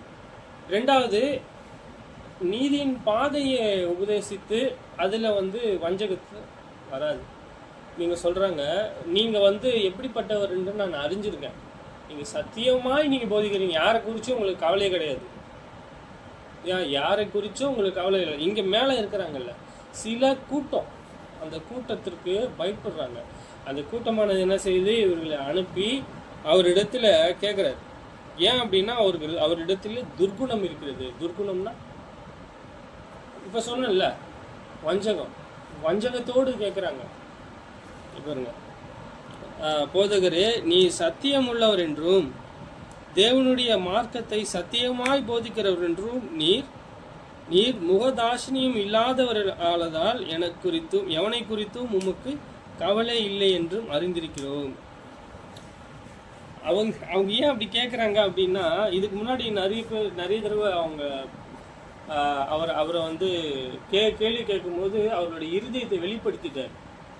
நிறைய தடவை அவங்க போதிக்கும் பொழுதும் சரி, அவங்க நடந்து கொள்ளக்கூடிய முறைமையிலையும் சரி, என்ன சொல்லிட்டாரு, மாயக்காரரே, உங்கள் இருதயம் எப்படி இருக்கு, கலருக்கு ஒப்பா இருக்கீங்க, மாயக்காரராக இருக்கீங்க, உள்ளான மனுஷனை தேடாமல் நீங்கள் புறமான மனுஷனை நீங்கள் தேடுறீங்க, சொப்பு குடங்களையும் செம்புகளையும் முதன்மையான ஆசனங்களையும் தேடுறாங்க. முதன்மையான ஆசனம்னா நான் தான் ஃபஸ்ட்டு இருக்கணும், யார் வந்தாலும் விட மாட்டாங்க, நான் தான் ஃபஸ்ட்டு இருக்கணும், அப்படிப்பட்ட ஆசனத்தின் மேலே உட்காருவாங்க. அப்படிப்பட்ட மனுஷங்களாக இருக்காங்க. ஏன் அப்படி இருக்காங்க? இது வந்து ஒரு குறிப்பிட்ட நபர் கிடையாது. யாரு இதெல்லாம் ஒரு குறிப்பிட்ட நபர்கள் இல்லை. யார் அப்படின்னா, இயேசு கூடிய காலகட்டத்தில் வாழ்ந்த பரிசேயர்கள், இயேசு கிறிஸ்துவின் கூட அந்த காலகட்டத்தில் வாழ்ந்த பரிசேயர்கள், சதிசேயர்கள், தேவனுடைய வார்த்தையை சத்தியமாய் போதிக்க வேண்டியது அவங்க தான். வேத வாக்கியத்தை ஆராய்ந்து பார்க்கறதுக்கு அவங்களுக்கு தான் கொடுத்துருக்காரு. ஆனால் என்ன செய்யலை அவங்க அப்படின்னா, அவர் வந்து சத்தியமாய் அவர்களுக்கு போதிக்கல. அவங்க வந்து என்ன சொல்லிட்டாங்க, பணத்தில் ஆசைப்பட்டாங்க. பணம், உடை, வெள்ளை உடை, வெள்ளை அங்கி இங்கே இருந்து தொங்கல்லாம் பெருசாக இங்கே இருக்கும், பார்க்கறதுக்கு நல்லா டிப்டாப்பாக தான் இருப்பாங்க. அப்படி இங்கே சொல்கிறாரு. அவங்களே சொல்கிறாங்க இயேசுவை குறித்து, சத்தியம்னா என்ன நீ சொல்கிறாரு. சத்தியத்தில் இருக்க பாருங்க, தேவனுடைய மார்க்கத்தை சத்தியமாய் போதிக்கிறவன் என்றும். சத்தியம் இதுதான், தேவனை அறிந்து கொள்வது. அது என்னவா இருக்கு? இயேசு கிறிஸ்துவனுடைய அடிச்சூடை கற்றுக்கொள்வது என்னவா இருக்கு? தேவனுடைய பாதையை தெரிந்து கொள்வது என்னவா இருக்கு? தேவனுடைய நீதியை தெரிந்து கொள்வது என்னவா இருக்கு? இல்லை, அவருடைய தெய்வீக சுபாவங்களை தெரிந்து கொள்வது என்னவா இருக்கு? இல்லையா? அப்படிப்பட்ட நற்கிரிகளை கற்றுக்கொண்டு வளருவது என்னவா இருக்கு? அவருடைய சுவிசேஷம் என்னவா இருக்கு? பாருங்க, அதை எப்படி போதிக்கிறாரு என்றதான் அவர் சொல்றாரு. தேவனுடைய மார்க்கத்தை சத்தியமாய் போதிக்கிறவர்கள். நான் ஏன் திருப்பி இதில் நிற்கிறேன்னா, சத்தியம் அப்படின்னா ஒன்று நடந்திருக்கக்கூடிய சூழ்நிலையை ஒன்று தேவன் கொடுக்குறாரு அப்படின்னா அது அப்படியே சொல்றேன். ஒன்று கூட்டவும் கூடாது, ஒன்று குறைக்கவும் கூடாது. ஒன்று கூட்டினால் நான் பொய்யனாவேன், தேவன் என்னை கடிந்து கொள்வார். தேவனானவர் ஒருத்தரை கடிந்து கொள்றாரு அப்படின்றது சாதாரண விஷயம் கிடையாது, ரொம்ப பெரிய விஷயம். நான் மனுஷன் கையில் அடியே வந்து பலமாக இருக்கும். அவ்வளோ பெரிய தேவனே நம்மளை வந்து அவருடைய கையில் நம்ம விழும்பொழுது எப்படி இருக்கும்? அவர் நீதி உள்ளவர், ஒரு அளவுக்கு நம்ம நீதியாக அவர் பலன் கொடுப்பாரு. ஆனால் அதுவே மிக பயங்கரமாக இருக்கும். சரி, அதனால் உமக்கு எப்படி தோன்றுகிறது? கேள்வி கேட்குறாங்க. என்ன தோன்றுறது? ராயனுக்கு வரி கொடுப்பது சொல்றது, ராயனுக்கு வரி கொடுக்கிறது நியாயமோ அல்லவோ? ஒருத்தருக்கு கேள்வி கேட்கும்போது ரெண்டு வகை இருக்கு. ஒருத்தருக்கு சொல்லிக் கொடுக்கறதுக்கும் ரெண்டு வகை, நிறைய வகை இருக்கலாம். ஒருத்தர் சொல்றாரு, நீங்க ராயன் இருக்கார்ல, ராஜா இருக்கார்ல, அவருக்கு வந்து போதிக்கிறது, அவருக்கு வந்து வரி கொடுக்குது. வரின்னா தெரியுங்களா? டாக்ஸ். நம்ம வாங்குறோன்னா 2-3 டாக்ஸ் இருக்கு. இக்னோரண்ட், நீங்கள் வந்து நீங்கள் ஒரு பொருளை வாங்கும் போது உங்களுக்கே தெரியாது நீங்கள் வரி தான் கொடுத்து வாங்குறீங்கன்னு சொல்லி.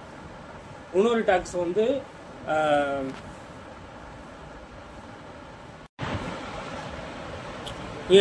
வரியில் பார்த்தீங்கன்னா நிறைய வகை வரி இப்போ இருக்குது. அந்த காலத்துல வரி அப்படின்னு சொல்லிட்டு மென்ஷன் பண்றது ராயனுக்கு அப்படின்னு சொல்றாரு. ராயனுக்கு வரி கொடுப்பது அப்படின்னா எவ்வளோ இது அப்படின்னு சொல்லலை. நான் இயேசு சொல்லும் போது, பேதுருக்கிட்ட சொல்லும் போது, நீ போயிட்டு வலையை போட்டு தூண்டி போட்டு அதை முதலாய் சிக்கக்கூடிய மீனை வாயை திறந்து பார்க்கும் ஒரு வெள்ளி பணத்தை காண்பாய், அது உனக்கும் எனக்கும் போது அது ரெண்டா, அது பகுதியாக ஒன்றுல பாதியாக தான் இருக்கணும் அப்படின்னு சொல்லிட்டு நம்ம பார்க்குறோம். இப்போ direct tax, indirect tax, other tax அப்படின்னு சொல்லிட்டு 3 வகையாக பிரிக்கிறாங்க. 3 வகை டேக்ஸ். ஒன்று டைரக்ட் டேக்ஸ், ஒன்று இன்டைரக்ட் டேக்ஸ், ஒன்று அதர் டேக்ஸ். நீங்கள் பொருள் வாங்கும் போது, ஒரு பொருளை வாங்குறீங்க அப்படின்னும் போது அதில் உங்களுக்கே தெரியாது இன்டைரக்ட் டேக்ஸ் இருக்கும். அதில் 1%, 2%, 1 ரூபா, 2 ரூபா, 3 ரூபா அந்த மாதிரி டேக்ஸ் இருக்கும். இப்போ டைரெக்டாக அப்படின்னா நீங்கள் உங்களுடைய வருமானத்திலிருந்து ஒரு பகுதி அமௌண்ட்டை நீங்கள் கொடுக்கணும். அதாவது ஒரு 10,000, ஒரு லட்ச ரூபா வாங்குறீங்க அப்படின்னா அதில் ஒரு 10%, 10,000 ரூபா நீங்கள் டேக்ஸ் கொடுக்கணும். அதர் டேக்ஸ் என்டர்பிரைசஸில் வச்சுக்கிறாங்க, நிறுவனங்கள், ப்ரொஃபஷனல் எஜுகேஷன்ஸு, இவங்கெல்லாம் அதர் டேக்ஸ். இதில் இன்னொரு டேக்ஸு இல்லை, அது ஜீரோ டேக்ஸ், வெல்ஃபேர் டேக்ஸ். இந்த மாதிரி டேக்ஸு இப்போ புதுசாக இருக்குது. நம்ம இதெல்லாம் எதுக்கு பார்க்குறோம் அப்படின்னா, இயேசுவே சொல்கிறார் வரி கட்டுவதை குறித்து. இப்போ வரி கட்டுவதை குறித்து அவர் சொல்கிறார். எது பிள்ளைகள் என்ன செய்யக்கூடாதா? பிள்ளைகள் கட்ட வேண்டியது கிடையாது, ஏன்னா அவங்க பிறந்திருக்காங்க. ஆனால் இந்த காலகட்டத்தில் எல்லோரும் என்ன செய்யணும்? வரி கொடுக்கணும் அப்படின்னு நம்ம பார்க்கணும். சொல்றாரு 17, ஆதலால் உமக்கு எப்படி தோன்றுகிறது? ராயனுக்கு வரி கொடுப்பது நியாயமோ அல்லவோ? அதை எங்களுக்கு சொல்லு, அதை எங்களுக்கு சொல்லும் என்று கேட்டார்கள். இயேசு அவர்களை துர்குணத்தை அறிந்து, நம்ம என்ன பார்க்குறோம்னா அவங்களுடைய துர்குணம், மோசமான ஒரு எண்ணம் அவர் சோதிக்கும்படியாக தான் கேட்டிருக்காங்க. துர்குணத்தை அறிந்து, மாயக்காரரே நீங்கள் என்னை ஏன் சோதிக்கிறீர்கள்? மாயக்காரர்னு சொல்லிட்டாரு, அவங்க நடிக்கிறாங்கன்னு சொல்றாரு. இப்போ அவங்க முன்னாடி நின்று அவங்க பிரசங்கிக்கிறாங்க, அவங்க பேசுறாங்க அப்படின்னா அது எப்படி பேசுறாங்களா? மாயமா பேசுறாங்க. உள்ள ஒன்று இருக்கும் ஆனா வெளியே வேற ஆக்ஷன் இருக்கு இல்லையா? உள்ள ஒன்று இருக்கு ஆனா வெளியே வேற ஆக்ஷன். என்னது? தேவனுடைய சத்தியத்தை கேட்கிறது போல ஒரு வேஷம் போடுறாங்க. சரி, சொல்றாங்க பாருங்க. இயேசு சொல்றாரு, அதனால் உமக்கும் எப்படி தோன்றுகிறதுன்னு கேட்கும்போது இயேசு அவர்களுக்கு பிரதியுத்தரமா என்ன சொல்றாரு பாருங்க. இயேசு அவர்களுடைய துர்குணத்தை அறிந்து, மாயக்காரரே நீங்கள் ஏன் என்னை சோதிக்கிறீர்கள்?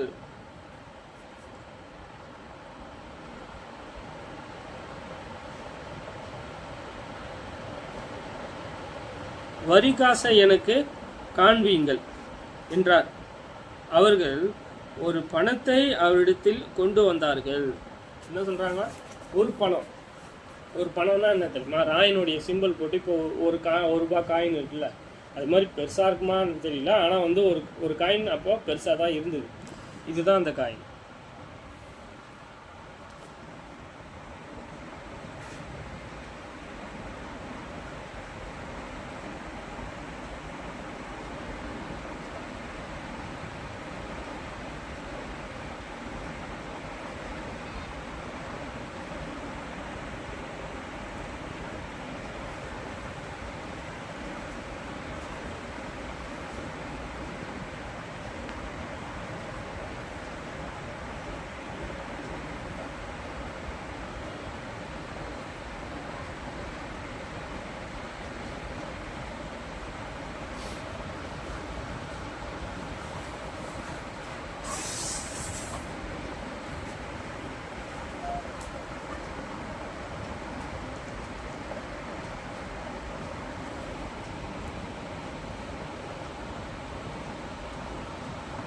சரி, நான் அப்புறமா காமிக்கிறேன்.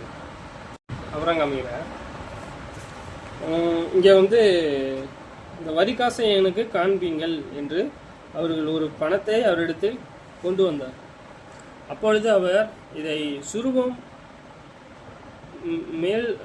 சுரூபம் மேலெடுத்தும் யாருடையது என்று கேட்டார். சுரூபமும் மேலெடுத்தும் யாருடையது என்று கேட்டார். ராயினுடையதுன்னு சொல்றாங்க. ராயனுடையது என்றார்கள். அதற்கு அவர், அப்படியானால் ராயனுடையதை ராயனுக்கும் தேவனுடையது தேவனுக்கும் செலுத்துங்கள் என்றார்.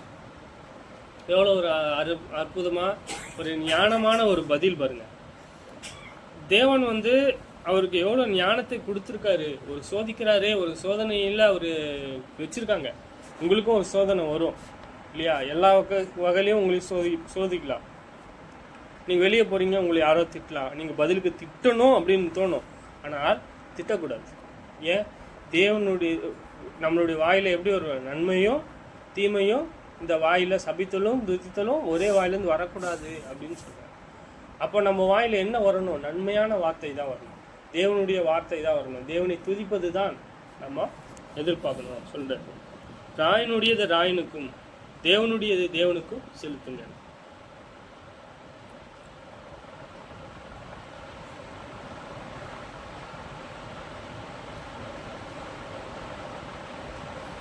ஏன் எப்படி சொல்கிறேன் அப்படின்னா, அவர் எதற்காக ஞானமுள்ள வார்த்தை அப்படின்னா, இங்கே பார்க்கும்போது அவங்களே அதை என்ன செய்கிறாங்க?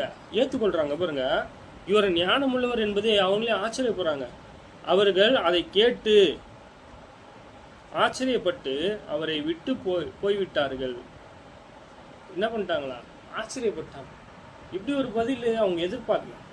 அவங்க என்னாச்சு, இப்படி ஒரு பதில் அவங்க எதிர்பார்க்கும் போது அவங்களுக்கு என்னாச்சு? திடீர்னு தேவனுடைய நன்மையை அவங்களுக்கு காண்பிக்கும் போது, தேவனுடைய அடிச்சூட்டை அவங்களுக்கு காண்பிக்கும் போது, தேவனுடைய சத்தியத்தை அவங்களுக்கு கை கொள்ளுங்கள் என்று சொல்லும் பொழுது அவங்களுக்கு என்னாச்சு?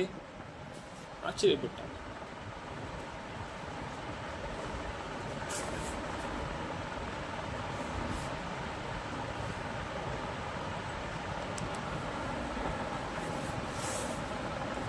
இங்கே நம்ம என்ன பார்க்க போகிறோம் அப்படின்னா, ரெண்டாவது மார்க் புஸ்தகம்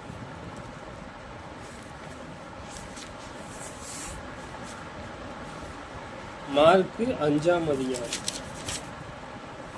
33ல் அவர்கள் புறப்பட்டு போகிறதை ஜனங்கள் கண்டார்கள். அவரை அறிந்த அநேகர் சகல பட்டணங்களிலும் இருந்து கால்நடையாய் அவரிடத்திற்கு ஓடி அவர்களுக்கு முன்னே அங்கே சேர்ந்து அவரிடத்தில் கூடி வந்தார்கள்.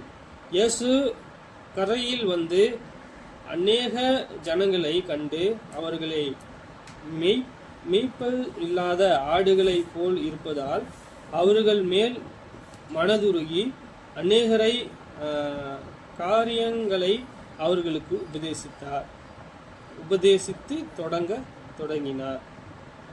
வெகு நேரம் சென்ற பின்பு அவருடைய சீஷர்கள் அவரிடத்தில் வந்து, இது வனாந்தரமான இடம், வெகு நேரமுமாயிற்று, புசிக்கிறதற்கும் இவரிடத்தில் ஒன்றுமில்லை. ஆகையால் இவர்கள் சுத்தி இருக்கிற கிராமங்களுக்கும் ஊர்களுக்கும் போய் தங்களுக்காக அப்பங்களை வாங்கி கொள்ளும்படி இவர்களை அனுப்பிவிட வேண்டும் என்றார்கள். அவர்கள் அவர்களை நோக்கி, நீங்களே அவர்களுக்கு போஜனம் கொடுங்கள் என்றார். அதற்கு அவர்கள், நாங்கள் போய் 200 அப்பங்களை வாங்கி இவர்களுக்கு புசிக்கும்படி கொடுக்க கூடுமோ என்றார்கள். அதற்கு அவர், உங்களிடத்தில் எத்தனை அப்பங்களை கொண்டு போய் பாருங்கள் என்றார். அவர்கள் பார்த்து வந்து, 5 அப்பங்களும் 2 மீனும் உண்டு என்றார்கள். அப்பொழுது எல்லோரையும் பசும்புல்லின் மேல் பந்தியிருந்ததையாக உட்காரும்படி அவர்களுக்கு கட்டளையிட்டார். அப்படியே வரிசையாய் 100 பேராயும் 50 பேராயும் உட்கார்ந்தார்கள். அந்த 5 அப்பங்களும் அந்த 2 மீன்களும் எடுத்து வானத்தை அண்ணாந்து பார்த்து ஆசீர்வதித்து அப்பங்களை பிட்டு அவர்களுக்கு பரிமாறும்படி தம்முடைய சீஷர்களிடத்தில் கொண்டு வந்தார்கள். அப்படியே 2 மீனும் எல்லோரையும் பங்கிட்டார்கள். நம்ம என்ன பார்க்குறோம் சொல்றாரு, அவர்கள் புறப்பட்டு போகிறதை ஜனங்கள் கண்டார்கள். யார்? இயேசு புறப்பட்டு போறார். அவரோடு என்ன செய்கிறாங்களோ இவங்களும் ஜனங்களும் சரி இயேசுவோடு போகிறாங்க. கால்நடையாக போகிறாங்க. அவங்க வீட்டில் ஒன்றும் கிடையாது, கால்நடையாக போகிறாங்க. சரி, வெகு நேரம் சென்ற பின்பு சொல்கிறார், என்னாச்சு? வெகு நேரம் சென்ற பின்பு நிறைய விஷயங்களை குறித்து அவங்களுக்கு என்ன சொல்கிறாங்க, உபதேசிக்கிறார். இப்போ அவங்க இப்படி வருகக்கூடிய காரியங்களை, அவர் பின்பற்றக்கூடிய காரியங்களை பார்க்கும் பொழுது அவருக்கு ஒன்று சொல்லி தோணுது. இயேசு கரையில் வந்து அநேக ஜனங்களை கண்டு அவர்கள் மெய்ப்பன் இல்லாத ஆடுகளை போல் இருந்தபடியால். மெய்ப்பன் இல்லாத ஆடுனா ஒரு மந்தை இருக்கும். மந்தைக்கு ஒரு மெய்ப்பன் இருப்பாங்க. அந்த மெய்ப்பன் தான் இந்த ஆடுகளை ஓட்டி கொண்டு மேய்ச்சல் விட்டு அங்கேருந்து திருப்பி கொண்டு வந்துடுவாங்க. அது வந்து மெய்ப்பனுடைய கடமை. சொல்றது அந்த ஆடுகள் அப்படின்னு சொல்லும்போது இஸ்ரவேலர்கள் தான் அந்த ஆடுகளாக இருக்காங்க. அந்த ஜனங்கள் எல்லாமே இயேசுவை பின்பற்றக்கூடிய ஜனங்க. ஏன் அப்படி பின்பற்றுறாங்க? யாரும் இல்லையா அப்படின்னா யாருமே இல்லை. பாருங்க, இயேசு கரையில் வந்து அநேக ஜனங்களை கண்டு அவர்களை மெய்ப்பன் இல்லாத ஆடுகளை போல் இருந்தபடியால் அவர்கள் மேல் மனதுருகி. இங்க இயேசு கிறிஸ்துக்கு இருந்த ஒரு மிகப்பெரிய ஒரு விலையேறப்பெற்ற ஒரு குணாதிசயம் என்ன அப்படின்னா மனதுருக்கம். எல்லாத்தையும் மனது உருகிதான் நன்மை செய்றார். நன்மை செய்வது ஒன்று, மனது உருகி செய்வது இன்னொன்று.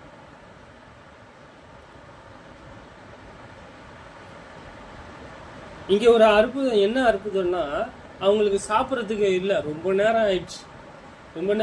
ஆனா அவங்க சொல்றாங்க, இங்கிருந்து அவங்க சில ஒரு கிராமங்களுக்கு போயிட்டு அவங்க சாப்பிட்டு வருவதற்கு அவங்களுக்கு அனுமதி கொடுக்கணும்னு சொல்றாங்க. ஆனா இயேசுவானவர் அவங்களுக்கு என்ன சொல்றாருன்னா, அவங்க வெளியே போறதுக்கு ஓகே தான், ஆனா இங்கிருந்து ரொம்ப தூரமா இருக்கும் அது, அதனால ரொம்ப சோர்ந்துருவாங்க அப்படின்னு சீஷர்கள் சொல்றாங்க. அப்போஸ்தலர் அவங்க சொல்றாரு, இயேசு இங்க இருக்கக்கூடிய ஜனங்களை பந்தி இருக்க வைங்க, 100 நீங்க போயிட்டு அப்பங்கள் கொண்டு வாருங்கன்னு சொன்னாங்க. 100 பேருக்கு அந்த அப்பங்கள் கொடுக்கணும் அப்படின்னா அதுக்கு போதுமா? பணம் இருக்குமா? அது கொள்ளும்படி இருக்குமா அப்படின்னு கேட்குறோம். ஏன் அப்படி இல்லை அப்படின்னா, இப்போ வந்து அங்கே ஒரு அற்புதம் நடக்க போகுது. பேதுருக்கு தெரியுமான்னு தெரியல, அங்கே ஒரு அற்புதம் நடக்க போகுது. அந்த உள்ளுக்குள்ள ஏதாவது அப்பங்களும் மீன்களும் ஏதாவது இருக்கிறதா அப்படின்னு சொல்லிட்டு போய் பாருங்கன்னு சொல்றாங்க. 5 அப்பமும் 2 மீனும். இங்க என்ன? அவர் அந்த 5 அப்பங்களையும் அந்த 2 மீன்களையும் எடுத்து வானத்தை அனார்ந்து பார்த்து ஆசீர்வதித்து அப்பங்களை பிட்டு அவர்களுக்கு பரிமாறும்படி தம்முடைய சீஷர்களிடத்தில் கொடுத்தார்கள். அப்படியே 2 மீன்களும் எல்லோரும் பங்கிட்டார்கள். எல்லோரும் சாப்பிட்டு திருப்தி அடைந்தார்கள். மேலும் அப்பங்களும் மீன்களும் மீதியான துணிக்கைகளை 12 கூடை நிறைய எடுத்தார்கள். அங்க இருந்தவர்கள் 100 50 வரிசையா உட்கார வச்சுக்கிறாங்க. 200 300 பேர் 200 உட்கார வச்சுக்கிறாங்க. அங்க ஒரு 2 50 ரூபா உட்கார வச்சுக்கிறாங்க. சாப்பாடே இல்லை அங்க, அப்பம் இல்லை, மீன் இல்லை. 5 அப்பம் 2 மீன் தான் இருக்கு. அது வந்து இங்க இருக்கிற ஜனங்களுக்கு எல்லாருக்கும் கொடுத்துட்டு 12 கூடை நிறைய திருப்பி எடுத்துக்கிறாங்க. ஒண்ணுமே இல்லாத போது என்ன செஞ்சாரா தேவனை? வானத்தை அண்ணாந்து பார்த்து ஆசீர்வதிச்சாரு. தேவனானவர் அவருக்கு என்ன செஞ்சாரா? கொடுத்துருக்காரு. அப்போ யாரு பாருங்க, இயேசு யாரா இருக்காரு? தேவ குமாரன். இப்போ அவர் தான் நம்ம வந்து என்ன வழி, அவர் தான் ஜீவன் உள்ள தேவன்.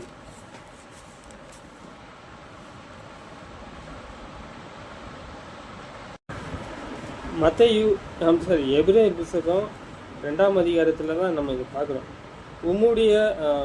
உம்முடைய நாமத்தை என் சகோதரருக்கு அறிவித்து சபை நடுவில் உம்மை துதித்து பாடுவேன் என்றும், நான் அவரிடத்தில் நம்பிக்கையாய் இருப்பேன் என்றும், இதை நானும் தேவன் எனக்கு கொடுத்த பிள்ளைகளும் என்றும் சொல்லி இருக்கிறார்.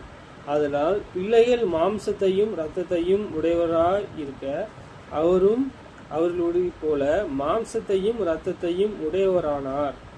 மரணத்திற்கு அதிகாரியாகிய பிசாசானவனை தமது மரணத்தினாலே அழிக்கும்படிக்கும் ஜீவ காலமெல்லாம் மரணத்தை அடிமைத்தனத்திற்கு உள்ளானவர்களை யாவரும் விடுதலை பண்ணும்படிக்கு அப்படியானார்.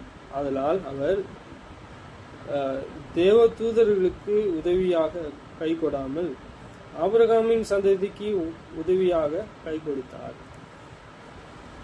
நம்ம எங்க என்ன பார்க்கிறோம் அப்படின்னா, இயேசு எப்படி இருந்தாரு? மனுஷகுமாரன் எப்படி இருந்தாரு? மாம்சத்துல இருந்தார். இயேசு எப்படி இருந்தாரு? மாம்சத்துல இருந்தார். அவரால் மட்டும் எப்படி அற்புதம் செய்ய முடியுது? அவரு யாரு? அவர் எங்கிருந்து வந்திருக்காரு? என்ன நோக்கத்திற்காக வந்திருக்காரு? அவர் மாம்சத்துல இருந்தாரு. அவர் உலகத்தின் பாவங்களை சுமந்து தீர்க்கணும், ஒரு நோக்கம். அவருடைய சாயலாக வளரணும், ரெண்டாவது நோக்கம் இல்லையா?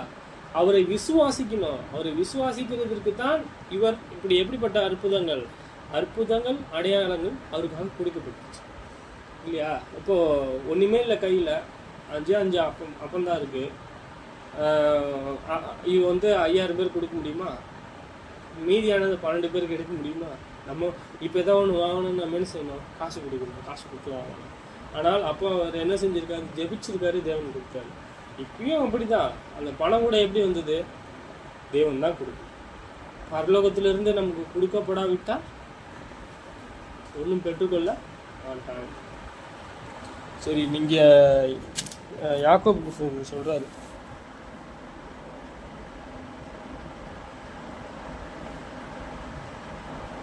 சரி இங்க சொல்றாரு, நீங்கள் ஒன்றிலும் குறைவுள்ளவர்களாயிருந்தால் பூரணமும் நிறைவுள்ளவர்களாகவும் இருக்கும்படி பொறுமையானது பூரண கிரியை செய்ய கடவுது.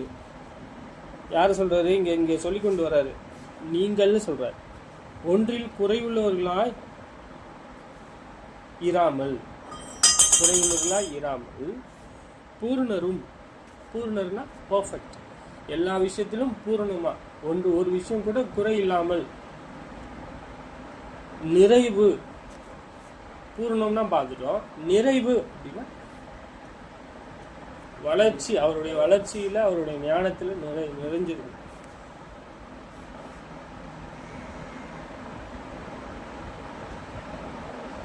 பொறுமையானது பூரண கிரியை செய்ய கடவுது. இந்த ரெண்டுத்திலயும் வளரணும் அப்படின்னா நமக்கு என்ன தேவை? பொறுமை. பொறுமை எப்படி வரும்? சோதனை. யாரோ உங்களுக்கு திட்டுறாங்க, உங்களை தூஷணமா சொல்லிக்கிட்டே இருக்கிறாங்க, நீங்க எப்பொழுதும் தாங்கினே இருக்கீங்க. அப்ப நீங்க எதுல இருக்கீங்க? பொறுமையில வளர்றீங்க. அங்க என்னது? பூரண கிரியை செய்கிறது. உங்களில் ஒருவன் ஞானத்தில் குறைவுள்ளவனாய் இருந்தால், ஞானம்னா நம்ம நேற்று பார்த்தோம், ஞானம்னா அது தேவனுடைய ஞானத்தை, தேவனே அறிந்து கொள்ளக்கூடிய அந்த ஞானத்தை சொல்றாரு. உங்கள் ஒருவன் ஞானத்தில் குறைவுள்ளவனாய் இருந்தால், அவரை குறித்து அறியப்படக்கூடிய அந்த அறிவு கம்மியா இருந்துச்சுன்னா, யாவருக்கும் சம்பூரணமாக கொடுக்கிறவரும், சம்பூரணம்னா நிறைவா, ஃபுல்லா அந்த மைண்ட்ல அவரை குறித்து அறியப்படுறது ஃபுல்லா இருக்கும். இங்க யாரோ வர்றாருல, இங்க பாருங்க, யாவருக்கும் சொல்றாரு, சம்பூர்ணமாய் கொடுக்கிறவருக்கும் ஒருவரையும் கடிந்து கொள்ளாதவருமாகிய தேவனிடத்து கேட்க கடவான், அப்பொழுது அவருக்கு கொடுக்கப்படும். இங்க அவருக்கு, இங்க உங்களுக்கு தேவை அவருடைய ஞானம் தேவை, அவருடைய அன்பு தேவை, அவருடைய இரக்கம் தேவை, அந்த பொறுமை தேவை இல்லையா? அவருடைய நீதிய தன்மை தேவை. நம்ம பார்த்தோம், மனதுருகி, அந்த மனதுருக்கம் தேவை. அதெல்லாம் தேவை அப்படின்னா நம்ம என்ன செய்யணும்? அதில் அவரை அறிந்து கொள்ளக்கூடிய அந்த அறிவில் நிரப்பப்படணும், தொடர்ந்து அந்த அறிவில் நீங்கள் வளரணும். இதான் எபேசியர்களுக்கு பவுல் சொல்கிறார். அவருடைய அன்பில் என்ன வேரூன்றி நிலை பெறணுன்ற நீங்கள் வளரணும்னு சொல்கிறார். அதுக்கு நம்ம என்ன செய்யணும்? முக்கியமான விஷயம் கேட்கணுன்ற. தேவனிடத்தில் கேட்க கடவான். தேவனிடத்தில் கேட்க கடவான், அப்பொழுது அவருக்கு கொடுக்கப்படும். அவரு மறுக்க மாட்டாரு. தேவனே, உங்களை குறித்து அறியப்படக்கூடிய அந்த அறிவை கொடுங்க, அந்த பூரணத்தை அறியக்கூடிய அந்த அறிவை கொடுங்க, ஞானத்தில் குறைவுள்ளவனா இருக்கிற அந்த குறைவில்லாதபடி எனக்கு உதவி செய்யுங்க, நான் பூரணத்தில் வளரணும், இந்த நன்மையிலெல்லாம் வளரணும், கேட்கணும்.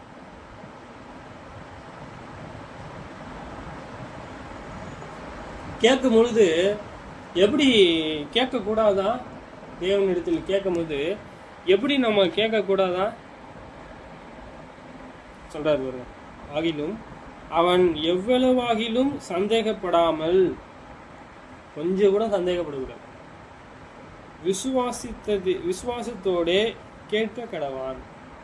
தேவன் அவருக்கு கொடுப்பார். முழுசா நான் என்ன பண்ணியிருக்கேன், சம்மதிக்கிறேன். கேட்க கடவான். சந்தேகப்படுகிறவன் காற்றினால் அடிபட்டு கடலின் அலைக்கு ஒப்பாயிருக்கிறான். கடல் அலை பார்த்திருக்கியா? அது எப்படி போவோம்?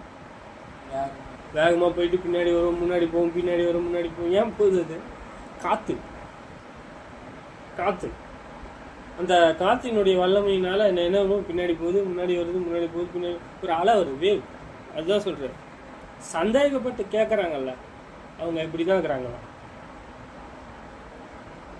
விசுவாசத்தோட கேட்க கடவான். சந்தேகப்படுகிறவன் காற்றினால் அடிபட்டு அலைகிற கடலின் அலைக்கு ஒப்பாயிருக்கிறான். ஒப்புனா அதே போலன்ற. நம்ம என்ன செய்யணும்? நமக்கு ஒன்று தேவைன்னா நம்ம யாருக்கு கேட்கணும்? மனுஷங்கிட்ட கேட்கக்கூடாது, மனுஷனை கழிந்து கொள்ளக்கூடாது. என்ன பண்ணணும்? முட்டி போடணும், தேவன் இடத்துல கேட்கணும், வெக்கப்படக்கூடாது. யார் அவரு? சிருஷ்டிக்கு நம்மள மாதிரி கிடையாது. அவரு தேவன். அவர் இந்த உலகம் இருக்கு இல்லையா, இந்த எல்லாவற்றையும் உண்டாக்குன தேவன். அவரிடத்தில் ஒரு இடத்துல கூட என்ன இல்லை, பாவம் இல்லை. அவரு கைகளினால் கட்டப்பட்ட கோவில்களில் வாசம் பண்ணுவதில்லை. கைகளினால் கட்டப்பட்ட கோவில்களில் வாசம் பண்ணுவதில்லை. அவர் ஒரு இடத்துல நம்ம வாசிக்கிறோம், அவருடைய சிங்காசனம் ஒன்று இருக்கின்ற. பரலோகம் அவருடைய சிங்காசனம், பூமி அவருடைய பாதப்படின்னு சொல்றோம். அவ்வளோ பெரியவர். நான் ஏன் இப்படி உங்களுக்கு காமிக்கிறேன்னா, இவ்வளோ பெரிய தேவன் இருக்காரு. அவரை மீறி ஒன்றும் நடக்க முடியாது. இந்த பூமியில இருக்கக்கூடிய எல்லாம் அவருடைய பார்வைக்கு தராசில படிந்த தூசியை போல் இருக்கின்ற. தராசு தெரியுமா?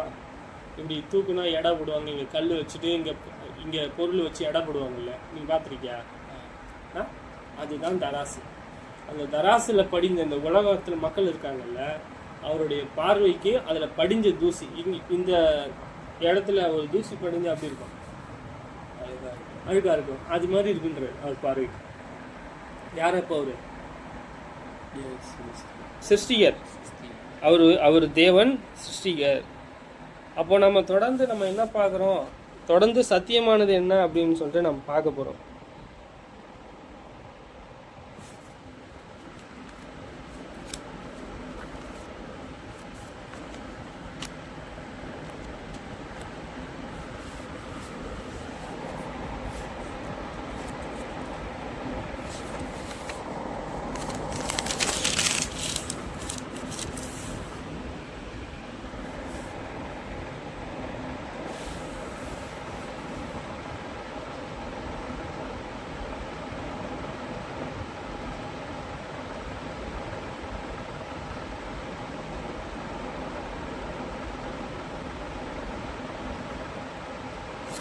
இங்கே பார்க்கும்போது ஒரு நல்ல விஷயம் ஒன்று தேவனானவர் கற்பிக்கிறார் இயேசு மூலமாக. எவனாகிலும் மனுஷகுமாரனுக்கு விரோதமான வார்த்தைகளை சொன்னால் அது அவனுக்கு மன்னிக்கப்படும். இயேசுக்கு விரோதமாக பேசினாங்க, அடிச்சாங்க, துன்புறுத்துறாங்க, கையினால ஆணியினால பாய்ச்சினாங்க, சாட்டையினால அடிச்சு வாரு அப்படின்னு சொல்றாரு. வாருனால அடிச்சாங்க இல்லையா? அடிச்சு என்ன ஆச்சு? அவருக்கு சிலுவையில் கொண்டு போனாங்க. வேதனையாக இருக்கும். நம்ம பார்க்குறோம், வாரத்தின் முதல்ல நம்ம பார்க்குறோம். இங்க பார்க்கும் பொழுது மனுஷகுமாரனுக்கு விரோதமாய் சொல்லுகிறது மன்னிக்கப்படுமா? ஒரு வேலை என்ன செய்யும்? மன்னிக்கப்படும். இம்மையிலும் மறுமையிலும் அவனுக்கு மன்னிக்கப்படுவதில்லை. யாருக்கு விரோதமாக சொல்றது இல்லை, இங்க சொல்றாரு பரிசுத்த ஆவிக்கு விரோதமாய் பேசுகிறதினால் அது இம்மையிலும் மறுமையிலும் மன்னிக்கப்படாதுன்ற. இது தேவன் இங்க இருக்காரு. இயேசு பரிசுத்த ஆவியானவர். ஆமா, பிதா தான் தேவன், சிருஷ்டிகர். இங்க யார் இருக்கா? ஆமா, 3 பேர் இருக்காங்க. பிதா, குமாரன், பரிசுத்த ஆவி. எத்தனை பேர் பார்த்துருக்கோங்க? 3 பேர். 3 பேரும் தனித்தனி. சரியா? இவங்க எங்க இருக்காங்க அப்படின்னா பரலோகத்துல இருக்கு. இயேசு எங்க வந்தாரு அப்படின்னா அவருடைய சாயலை விட்டு பூமிக்கு வந்துட்டார். நீங்க சொல்றாரு, கற்பிக்கிறாரு. மரம் நல்லது என்றால் அதன் கனியும் நல்லது என்று சொல்லுங்கள். மரம் கெட்டது என்றால் அதன் கனியும் கெட்டது என்று சொல்லுங்கள். மரமானது அதன் கனியினால் அறியப்படும். மரம் நல்லது என்றால் அதன் கனியும் நல்லது என்று சொல்லுங்கள். திராட்சை பழம் இருக்கு அப்படின்னா அது மரத்துல என்ன வரும்? பழம் வரும். அது சாப்பிடலாமா? சாப்பிடலாம். சரி, இங்க அத்தி மரம் இருக்கு. அத்தி மரம் நல்லது, சாப்பிட்ற மரம். அதுல வர பழம் சாப்பிடலாமா? அத்தி பழம் சாப்பிடலாம். இப்போ காட்டு ஒலிவு மரம் இருக்கு. காட்டு ஒலிவு மரம் எண்ணெய் வரும். அதுல எண்ணெய் வரும். அந்த காட்டு ஒலிவு மரத்தை நம்ம சாப்பிடலாமா? சாப்பிட முடியாது. ஏன்? அது எண்ணெய் தான் வரும். சாப்பிட்றதுக்கு அந்த தன்மை கிடையாது. அது ஆரஞ்சு பழம் மரம் இருக்கு, அது சாப்பிடலாமா? ஏன்? மரம் நல்லது, கனியும் நல்லது. சரி, இப்போ முள் மரம் இருக்கும், அதுல வர காய் சாப்பிடலாமா? சாப்பிட முடியாது. ஏன்? மரம் கெட்டது, கனியும் கெட்டதுன்ற. மரம் நல்லது என்றால் அதன் கனியும் நல்லது என்று சொல்லுங்கள். மரம் கெட்டது என்றால் அது கனியும் கெட்டது என்று சொல்லுங்கள் சொல்ற. மரமானது எப்படி அறியப்படுமா? ஒரு மரம் எப்படி அறியப்படும்? அது எப்படி தெரிஞ்சுக்கிறது? அதன் கனியில் அறியப்படும். இது ஒரு மரம், அந்த மரத்தில் வர ஒரு காரியங்களை குறித்து பேசல. ஒரு ஒரு ஒரு தேவனானவர் தெரிந்து கொள்ள ஒருப்பட்ட ஒரு சீசன், தேவனுடைய பிள்ளை. மரமானது நல்லதா இருக்கு, பார்க்குறோம், நல்லதா இருக்கு. அது கொடுக்கக்கூடிய செயல்பாடு எப்படி இருக்கா? கெட்டதா இருக்கா? பிள்ளை நல்லா இருக்கும், இங்க பெற்றோர் தீமையா இருப்பாங்க. அப்படி சொல்றாரு. நம்ம இப்படி பார்க்கறது கிடையாது. ஏன்னா சொல்றது, மரம் நல்லதுன்னா கனியும் நல்லது சொல்லுங்க, மரம் கெட்டதுன்னா கனியும் கெட்டது சொல்லுங்கன்ற. இது உதாரணம்.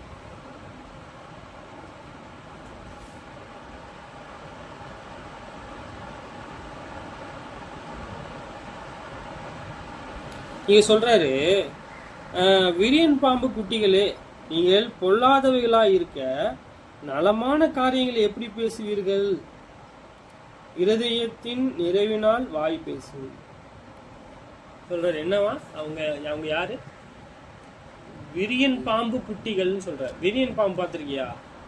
விரியன் பாம்பு அந்த கோடு கோடா வைப்பர் ஸ்னேக் சொல்லுவாங்க. மேல எல்லாம் கோடு கோடா இருக்கும். அது ரொம்ப பாய்சனல் ஸ்னேக், ரொம்ப வெனமஸ் ஸ்னேக். அது ரொம்ப வெனமான ஒரு பாம்பு, ரொம்ப விஷம். யாருக்கு ஒப்பிட்டு காட்டுறாரு இயேசு? விரியன் பாம்பு குட்டிகளுக்கு. நீங்க சொல்றாரு, நீங்க பொல்லாதவர்களாக இருக்க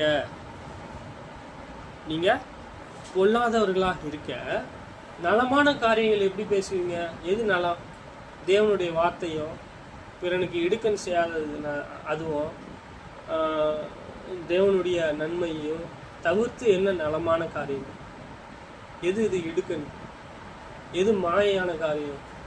எதுக்கு தேவனுக்கு பிரியமில்லாத காரியம் சொல்றாரு? இப்படி நலமான காரியத்தை நம்ம பேசணும்னு சொல்றாரு.